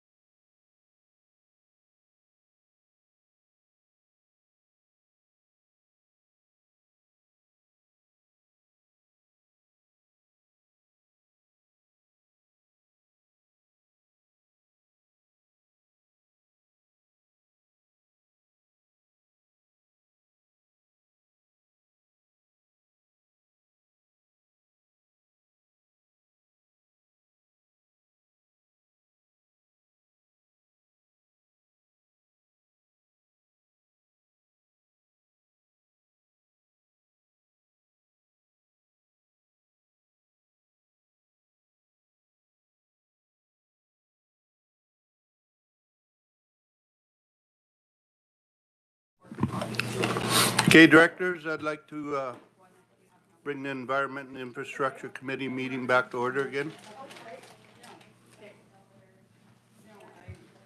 Do I need to have a motion for it? No. You just got to ask Danny to put you in camera and give him a second. Okay, Danny, can you put us in camera, please?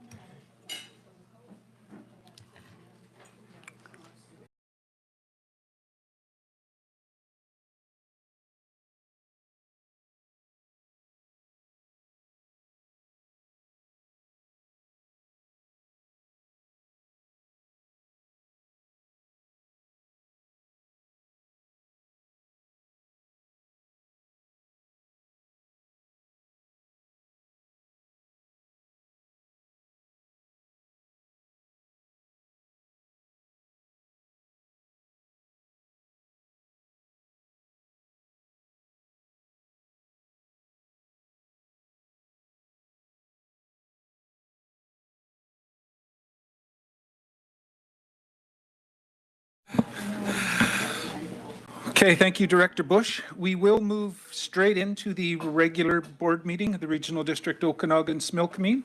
I'll just remind everybody, we've got the agenda in front of us. This is the last opportunity to remove anything off the consent agenda if there's a desire to do so. I'm not seeing any hands there. There will be one slight change to the agenda. We were planning on or hoping to move item E, which was the budget, up to in front of item B. So it would be dealt with at the front end of the meeting for those that may have to leave early. So if we're okay with moving the agenda as amended, moved, seconded, thank you. All those in favor? Great. Any opposed? Motion carries. That brings us down to the consent agenda, corporate issues. Looking for a motion to approve that, please. Moved, seconded, thank you. All in favor? Great. Any opposed? Motion carries. Consent agenda, development services. Looking for a motion for that one. Moved, seconded, thank you. All in favor? Great. Any opposed? Motion carries. That brings us to item E, the 2020, well, the budget. I'll just put it that way. Go ahead, Mr. Zaffino. Thank you, Chair. Before I start, I just want to let the board know that every April, there's a budget guideline that's submitted to the staff. This, for the 2025 budget, it's going to change in that I want to make it a board policy, not just take it to the managers and say, this is what it is, and actually have some of your input. I'm going to put some of my, what I consider additional controls in there, right to the point where I would ask the board, what would be an acceptable increase for that year for each of your departments and each of your areas? And that will be included in the budget guidelines. It also includes the reserves for all 199 reserves. So that, and that's something that you did receive around April, late April of last year, but you didn't have any input. In this case here, I want to make it a board policy so that it's a directive and there's no discretion by staff. So with that, this is stated, the 2024-2028 budget. There's one thing that you're going to start seeing on all of the presentations that we do. We are one region working together. And that's just something that I think is, to me, it's true.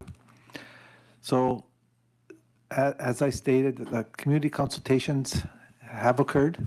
There was 12 consultations, all 6 municipalities. I was there in person. There was one that was virtual and / actual, so that's the one that was in here. The one that was in here is taped, and also there was one in Summerland that was affected for electoral area F, West Bench, and Falder. That was Shaw Cable actually came in and taped it, so I'm sure that you want to see that one too. In those consultations, there wasn't a lot of concerns and questions about the budget. There was more concerns, like for the Falder one would be the water quality, but there was transit concerns about the service. Apex issue was also the transit. Handy Dart, again, the transit issue. Why are there was a lot of staff that was requested this year. There was one question regarding that. While not concerning the budget, the issue of water quality in Falder, as I stated, came up. The amount of property in Naramata that was statutory tax exempt came up. So that's something that I will be looking into. The percentage of statutory exemptions versus the actual tax area apparently is to the individual is not reasonable. So I will take a look at what happened and what it is. And the budget for Naramata and recreation was a concern.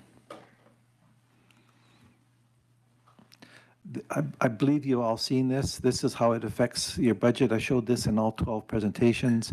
The dip there that you see is West Bench, and it's more of a, I think it's just a British Columbia Assessment Authority adjustment. And the higher you're above that red line, the more your tax increase. And as I stated in all the other 12 representations, even if the budget was the same last year to this year, that anything above that line, your percentage and your share will increase. This is the amount of percentages each one of you are paying. You'll see that Penticton went up from 39.1 to 40.55. That's going back to that first peak on the far left. That's Penticton, and it's well above average, and that's why you see their share going up. You'll also, corresponding shares went down for electoral areas. Okay, so between the second and third reading, there has been some adjustments. We've had some very busy directors that wanted to, they took a look at the budget and said, okay, I want some changes. And this budget that you're going to see reflects the changes, but just as in the second reading, you looked at the requests, and then the requests were authorized by you, which reflects the tax requisition.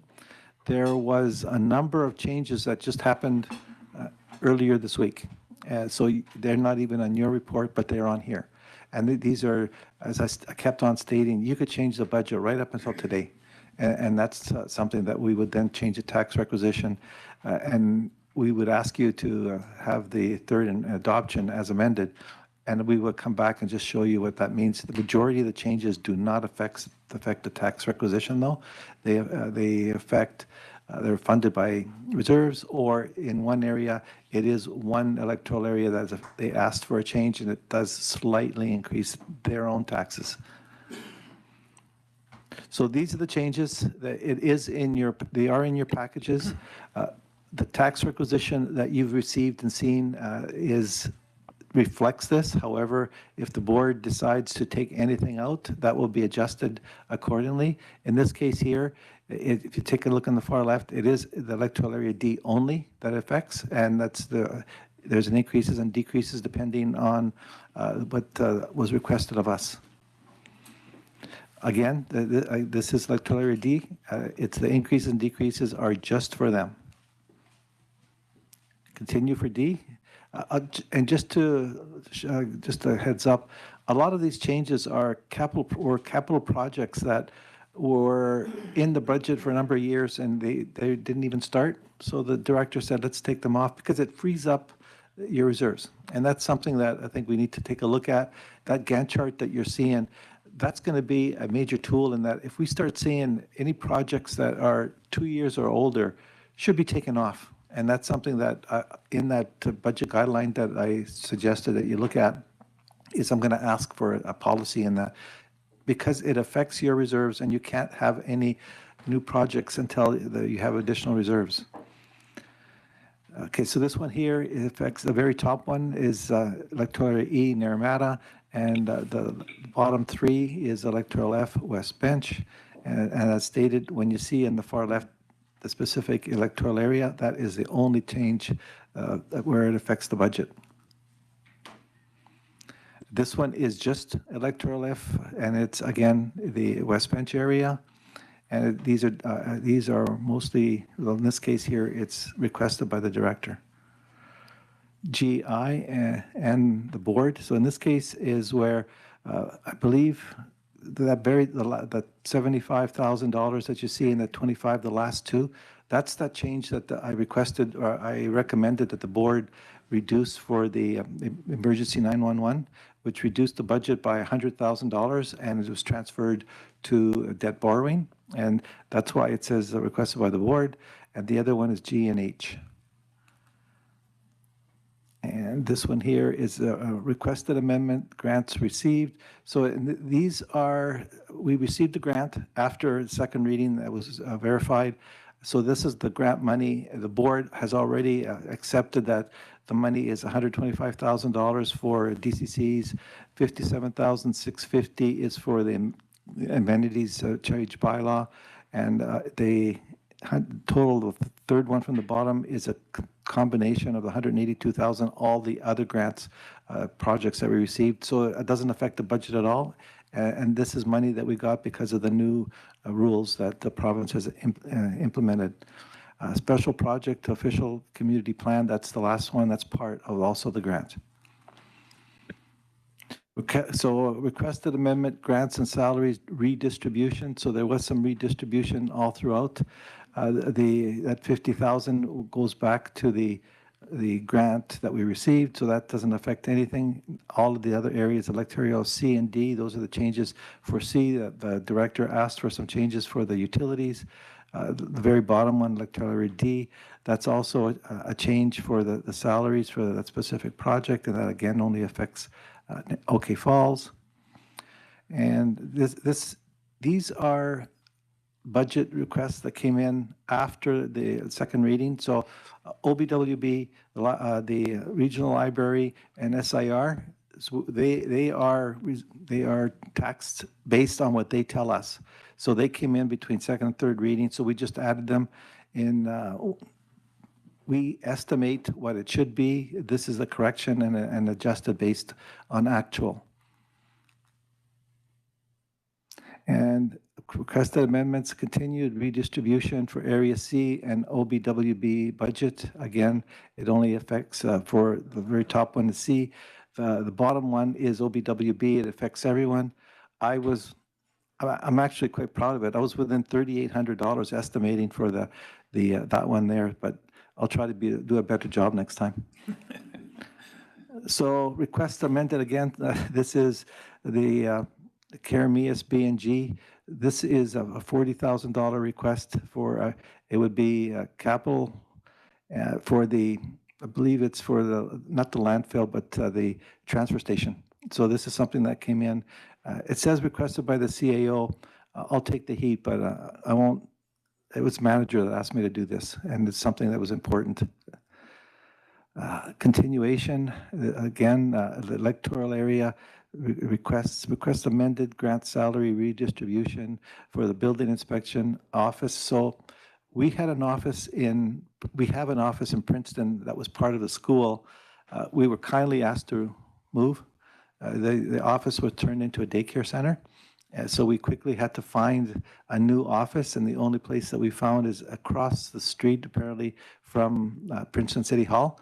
But there's a cost associated to that. There has to be, to make it so that it meets the current requirements, there's $20,000 request in upgrading the washroom so that it can be a public area. One of the good things that we found while doing that is we found an efficiency in that washroom cost us in staff time $350. That's because we have an in-house ability to do architect work. So I've directed staff for any washrooms, any small buildings, we need to do it in-house. We no longer need to spend, we were spending up to $7,000 for plans for a washroom. So in your park, the first $7,000 was the architect. Well, if we have the in-house ability to do it, and we're talking anywhere from $300 to $500, let's do it. So I can see that some of the recommendation that Mr. Nielsen was going to come up is that's an easy win. Request, okay, continuation, redistribution for C and OBWB. Again, these are just, I think I went the wrong way. I did that one. Okay, so the request made after the cutoff. So by cutoff, I'm saying we have a certain date where we say, this is what the budget is, this is what you've seen. You've seen the tax requisition, the budget that you've received. So these came in, some of them came in as recently as yesterday. So I just added them on here. The efficiency study that we talked about, that's the budget is $55,000 funded from reserves, so that there's no tax implication. The next one is the debenture proceeds. That one there is for the Oliver capital project. It was a number of years ago, it was anticipated that it would have to be funded from borrowing. They now changed their mind. They go from borrowing to reserves. It's going to reduce the reserves materially, and that's something that we'll have to address with the town of Oliver, because now they're taking care of the capital and operating costs, but that's what that is. There's a parks improvement for $15,000 to build a fence around the hotel there. And these are the last two. This is an increase of $6,000 for area B, G, and H for the economic area. That $6,000 brings the budget to $30,000. The first year, it's being funded from a surplus. We're projecting a $14,000 surplus in that account for end of 2023.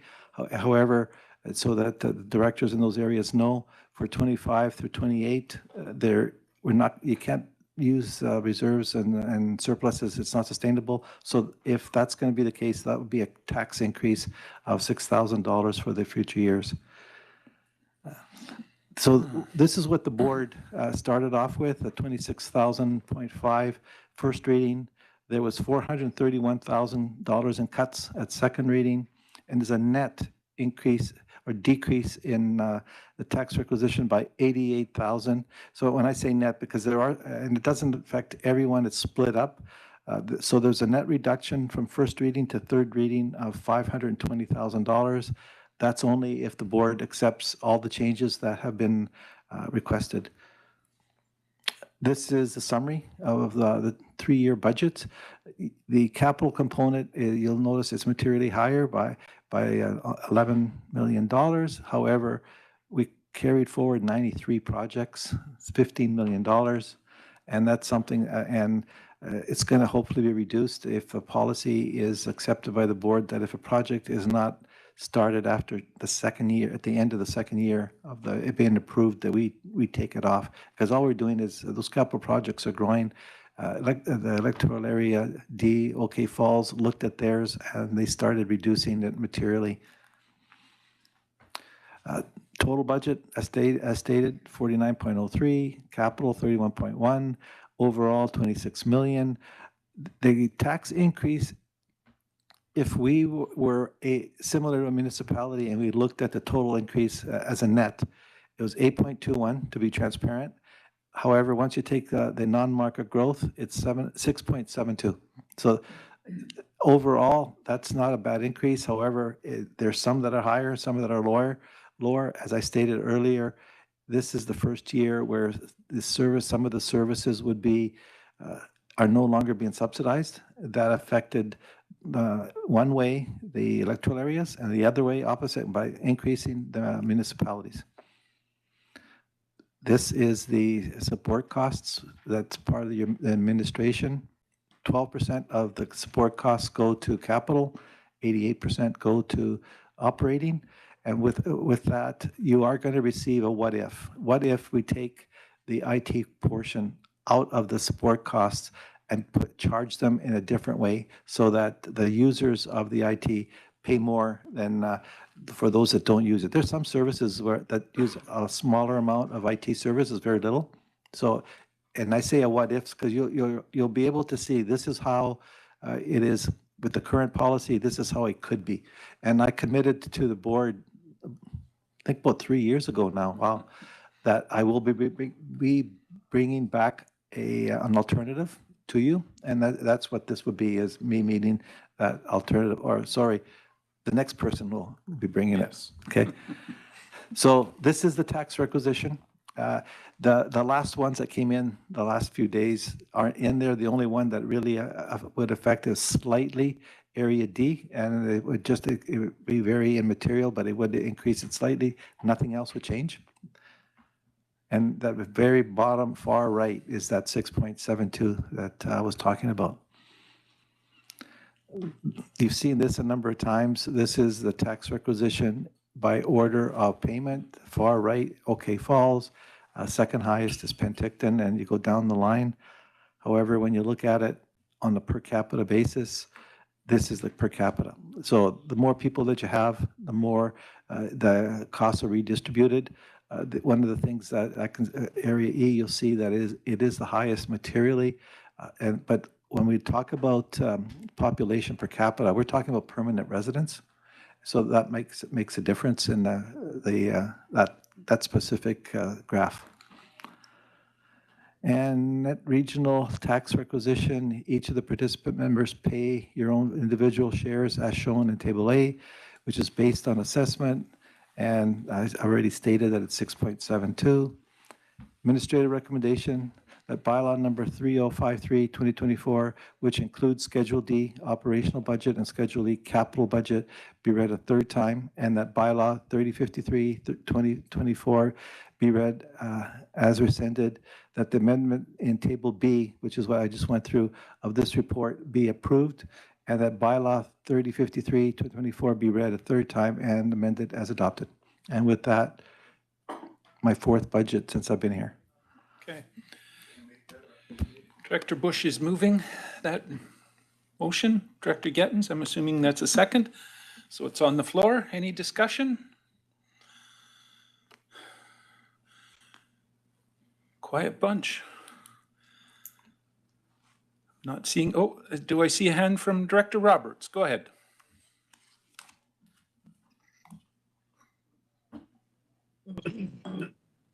Not a significant question, but I'm wondering in regards to the process as a whole. I find it challenging a lot of times when, you know, I speak off the cuff, or times with I've met CAO in his office and previously and then now with other staff.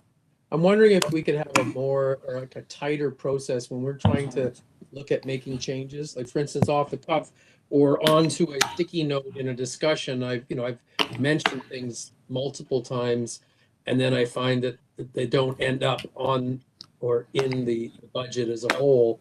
And I think that we've discussed it. I thought we came to agreement, or I wanted to see what those changes would look like, whether or not I would keep it or lose it. And I'm wondering whether or not there would be a more formal process like you've created for managers when they're making changes. It's kind of like, you know, here's my rural projects, here's my shared projects, you know, and I put in my recommendations or my desires, and then being able to have that feedback from that, but at least have a paper trail. Is something like that possible in regards to the directors having a paper trail for their requests going forward? Go ahead, Mr. Safino. So that budget guideline that I was talking about earlier, that's going to include that. One of the new changes that I'm recommending to the board, which you've never really had any input on that, is that all 9 departments, soon to be 10, must include the finance department as part of the budget. Right now, there's a number of the bigger departments that aren't included. They do the budget, we just get it, have no idea what's going on. The next step, once that is done, the next step is the director, the finance, and the manager. And at that time, before any pre-budget meeting happens, that's where the changes should be made. So that's where, and if something happens where down the road or something unanticipated, there would be a document. Well, we're going to have a document where it's not just on the phone, it's not just on the cuff. The director would actually fill out a document and a request, and that will be part of the request. Right now, we have that similar with the managers. So I know it will be a little bit more work for you, but we then have a paper trail. Okay, that makes sense. Any other discussion on the budget? Seeing no hands, I will call the question. All those in favor? Thank you. Any opposed? Director Conans and Miller oppose. Budget would carry. All right, thank you for that. Moving on in our agenda, back to item B, B1, which is a temporary use application in Area E, CAO. I'll start with you.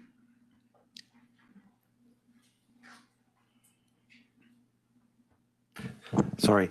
So the proposed development for this application is seeking to allow vacation rental use on the subject property through the issuance of a temporary use permit. The recommended motion is that the temporary use permit number E23 2023-13 TUP to allow vacation rental use at 3940 3rd Street be approved. Staff's here to answer your questions. Okay, I'll go to Director Fedrigo. Thank you, through the chair. I'd like to move the administrative recommendation, please. Okay, mover. Is there a seconder for that? Thank you. It's on the floor. Any discussion?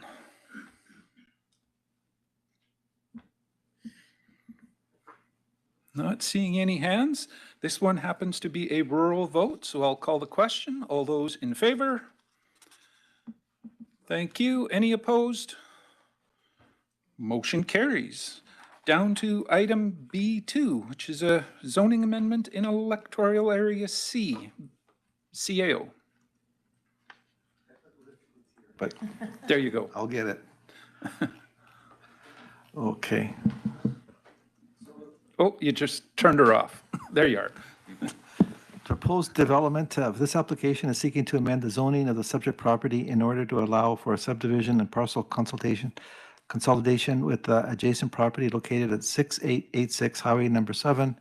And the novel recommendation is that the Electoral Area C Official Community Plan Amendment Bylaw 2452.24/2024 and the Okanagan Valley Zoning Amendment Bylaw 2800.32/2024 be read a first and second time and proceed to public hearing, and that the Board of Directors consider the process as outlined in this report with the Chief Administrative Officer dated March 7th, 2024, to be appropriate consultation for the purpose of Section 475 of the Local Government Act, and that in accordance with Section 477 of the Local Government Act, the Board of Directors has considered amendment bylaw number 2452.24/2024 in conjunction with the financial and applicable waste management plan, and that holding of a public hearing be scheduled for the Regional District Board meeting of March 21st, 2024, and that staff give notice of the public hearing in accordance with the requirement of the Local Government Act, and staff's here to answer questions. Okay, thank you. I'll go to Director Knodel. So move. Suggestion here? Oh, I'm just moving the recommendation. Okay, you're moving it. Is there a seconder for that? Seeing, thank you. It's on the floor. Discussion?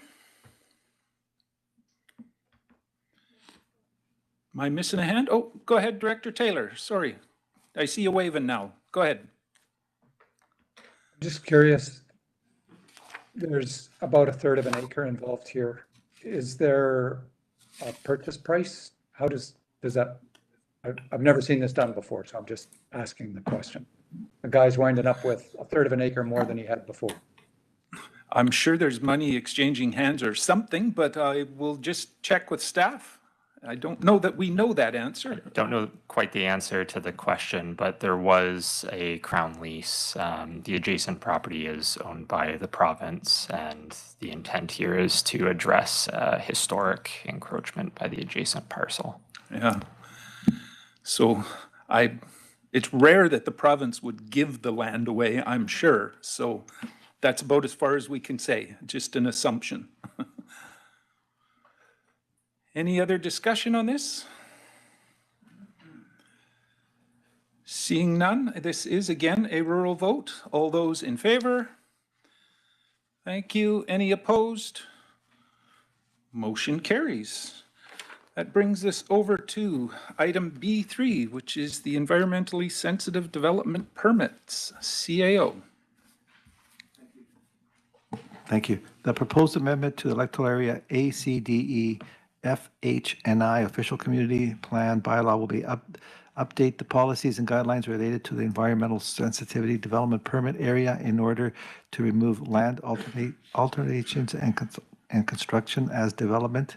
The administrative recommendation is that the Regional District of Okanagan-Similkameen Environmental Sensitive Development Permit Area update official community plan amendment bylaw 2912, 2023 be read a third time. Staff is here to answer questions, and we both have some information regarding the province and the federal assistance. Mr. Garish, if you want to comment on that? Would you comment on that, please, Mr. Garish? Sure. So for the board's benefit, my understanding is that at a previous presentation at committee, a representative from the South Okanagan Smilkameen Conservation Program suggested that there was monies available from senior levels of government, potentially for a shared environmental planner, which was a resource that was made available previously by SOSCP, and that service could be provided regionally. There may be funds in relation to that, and I believe that was the deferral request previously on this amendment bylaw. So the CAO and I had an opportunity to meet with representatives of the federal and provincial, ministries interested in this amendment bylaw. And our takeaway from that meeting was that there is no funding available for 2024. However, I believe there's not a route or a mechanism, but an opportunity for local government to put in a proposal to request funding. And staff indicated that they would certainly be interested in seeing what the RD's proposal was, and I'm assuming that would be a shared environmental further to what SOSCP offered. But that the funding for 2025, the request would have to be in by March. The regional district would have to demonstrate how this proposal furthered federal and provincial objectives in relation to environmental protection in the south end of the valley. And that if we were successful with the grant proposal or grant request, that the funding would be available later in 2025. So from where we sit today, that's about an 18-month difference in terms of timelines. So that was my basic takeaway from the meeting. Okay, just a quick, when you say March, you're meaning March of 2025, not like this month. Okay. Yeah. Director Gettins? Thanks to the chair. I'd like to move the alternative recommendation that we just rescind this altogether and we can regroup on this later. I think we've talked about it a lot. I think that it has, I'll wait for a seconder before I comment on it, sorry. Okay, it is seconded. Okay, great, thank you. So I still stand by this, recognizing it's not a perfect program. And I, again, went through all of the representations in our package, and we don't have citizen support for this. We don't have it from any of the organizations or any of our neighbors, but I don't discredit where your citizens from Area A are coming from. So if we can just pause it, there's an opportunity for 2025. We can regroup at our strategic planning. We can take another look at this. I don't think it's so detrimental to any development that somebody can't work around it when they need to. I think staff have a lot on the go, and I'd like to see other projects get moving forward. And if we can just bring this back on our strategic planning for next year, address what we've just heard about the potential for some funding and do it that way. But let's just get it off the books so we can move forward. Okay, I'll open it for discussion.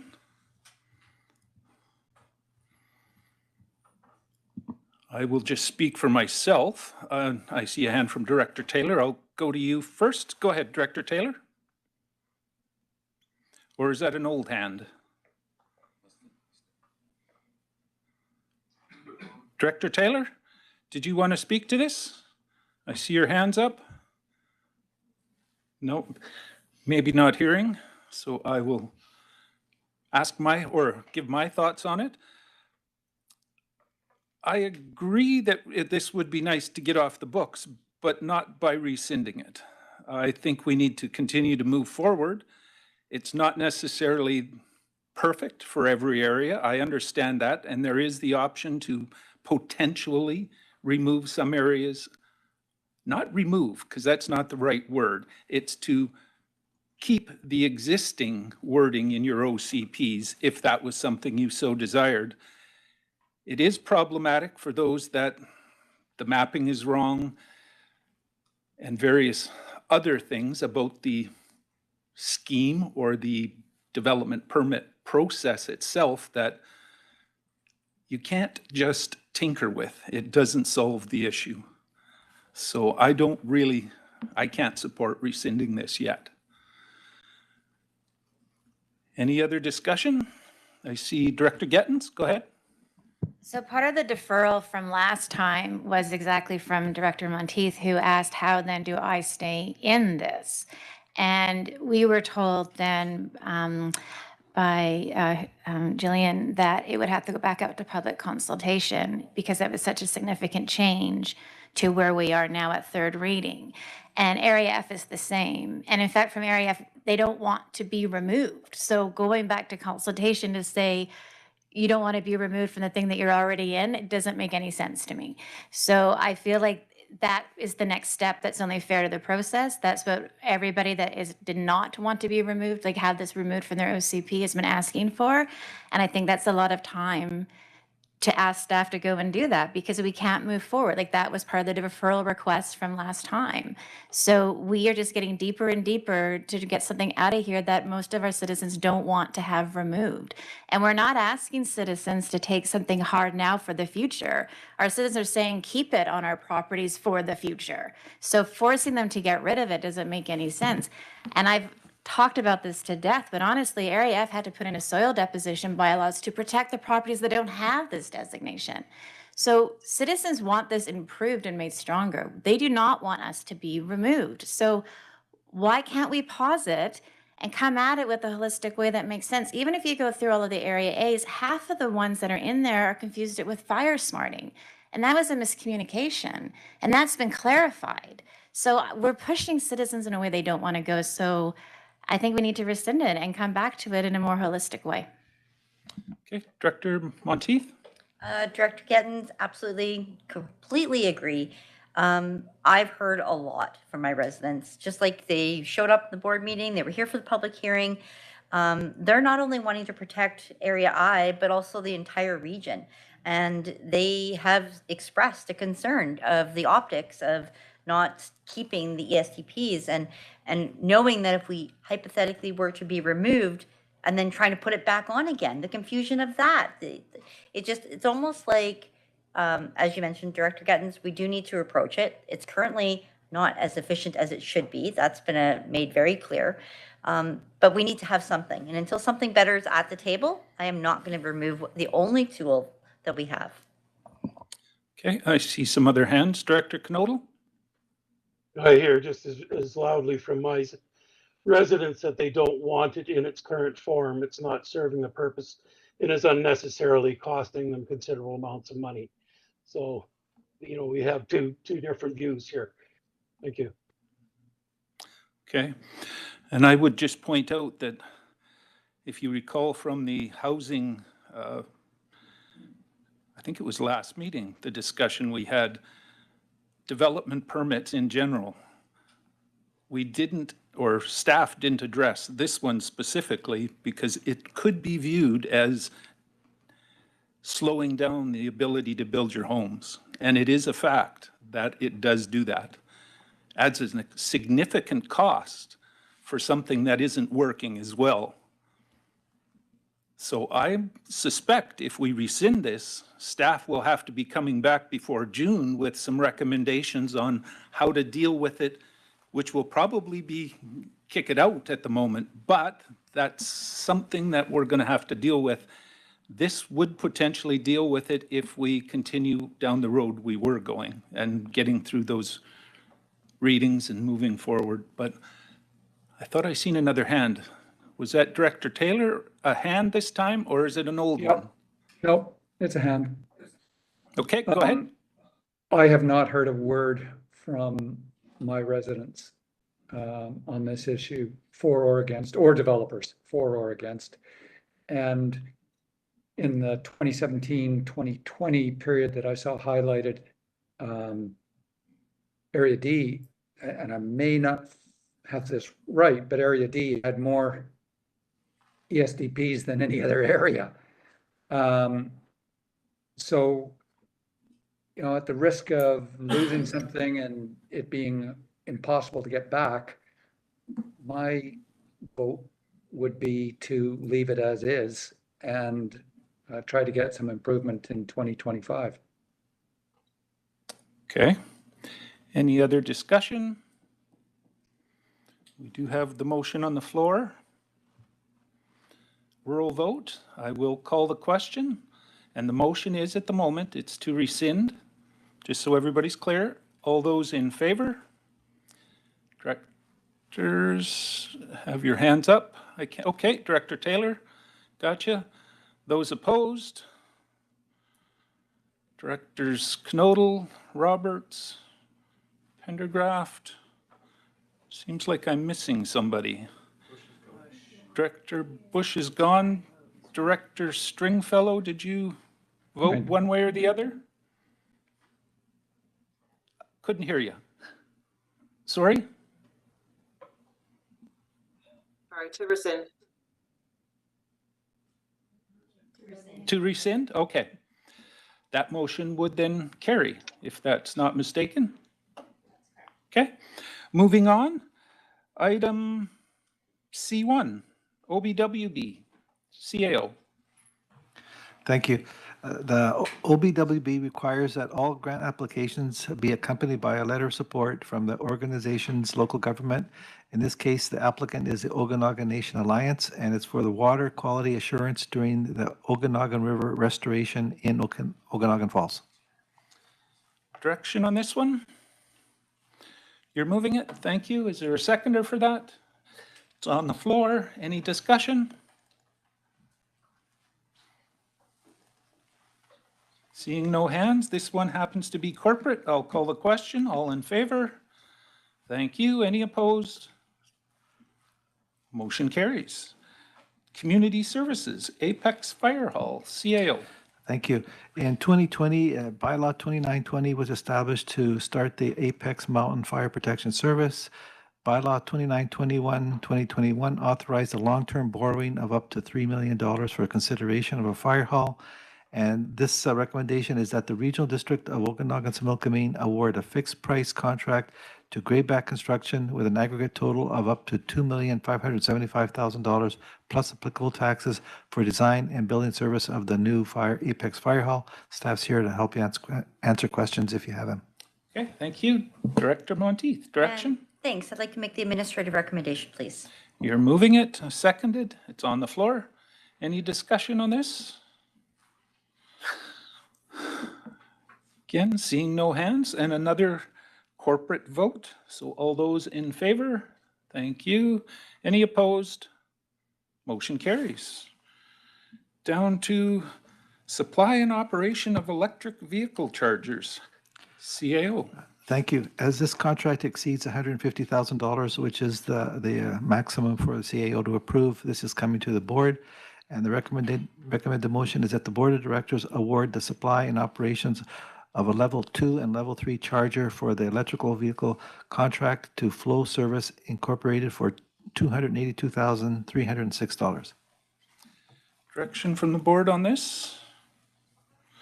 Go ahead, Director Holmes. Just a question, if I may. Do you know what the how many level 2s and how many level 3s there will be? Or is that to be determined, or is it already set? CAO, do you have the answer, or does Mr. Woods? Mr. Woods. Go ahead, please. Mark. Yes, the goal is two level 3s, excuse me, in two different locations, and then the remainder will be level 2s, which we will be putting in, I believe it's 12. Go ahead. So I don't know if there's an opportunity to adjust that. Our experience in Summerland is that the level 2s are basically becoming obsolete, and nobody is really interested in level 2s, and we're kind of using them for our own corporate purposes for charging our electric vehicles overnight. But in terms of public use, the level 3s are much more popular and much better used, and the level 2s tend to sit there and not get much use at all. So. Okay. Can you respond to that? Go ahead. Sure. Yeah, so that is the goal. The goal for the 3s would be for public use. We will have one in our corporate location and one in our, we'll call it a corporate location at the community center in Karamias. So it's available for staff to do fast charges, but they're also there so the public can use them for their own purposes. All the other chargers are level 2s because they'll be our corporate fleet charging units. It's just those few 3s that we'll use. And they're very costly. The 3s are $50,000, the 2s are $5,000. So the intention is to, just to refresh your memory, 2022, we did the fleet analysis and then the gap analysis for infrastructure. So we have a fleet plan to look at electrification of the right-sized vehicles. But essentially, we need fleet charging in place to do that. So those will be done with the 2s because they'd be an overnight situation. Just those 2 corporate locations is where we'll use 3s for now. Certainly in the future, if there's a need and funding available, we can approach that.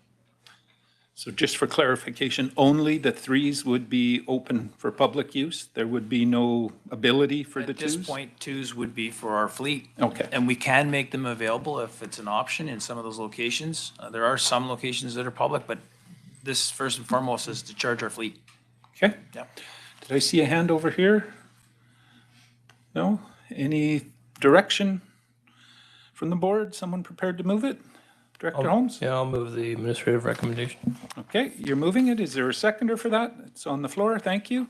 Any further discussion? Seeing no hands. Call the question. Corporate, all those in favor? Thank you. Any opposed? Motion carries.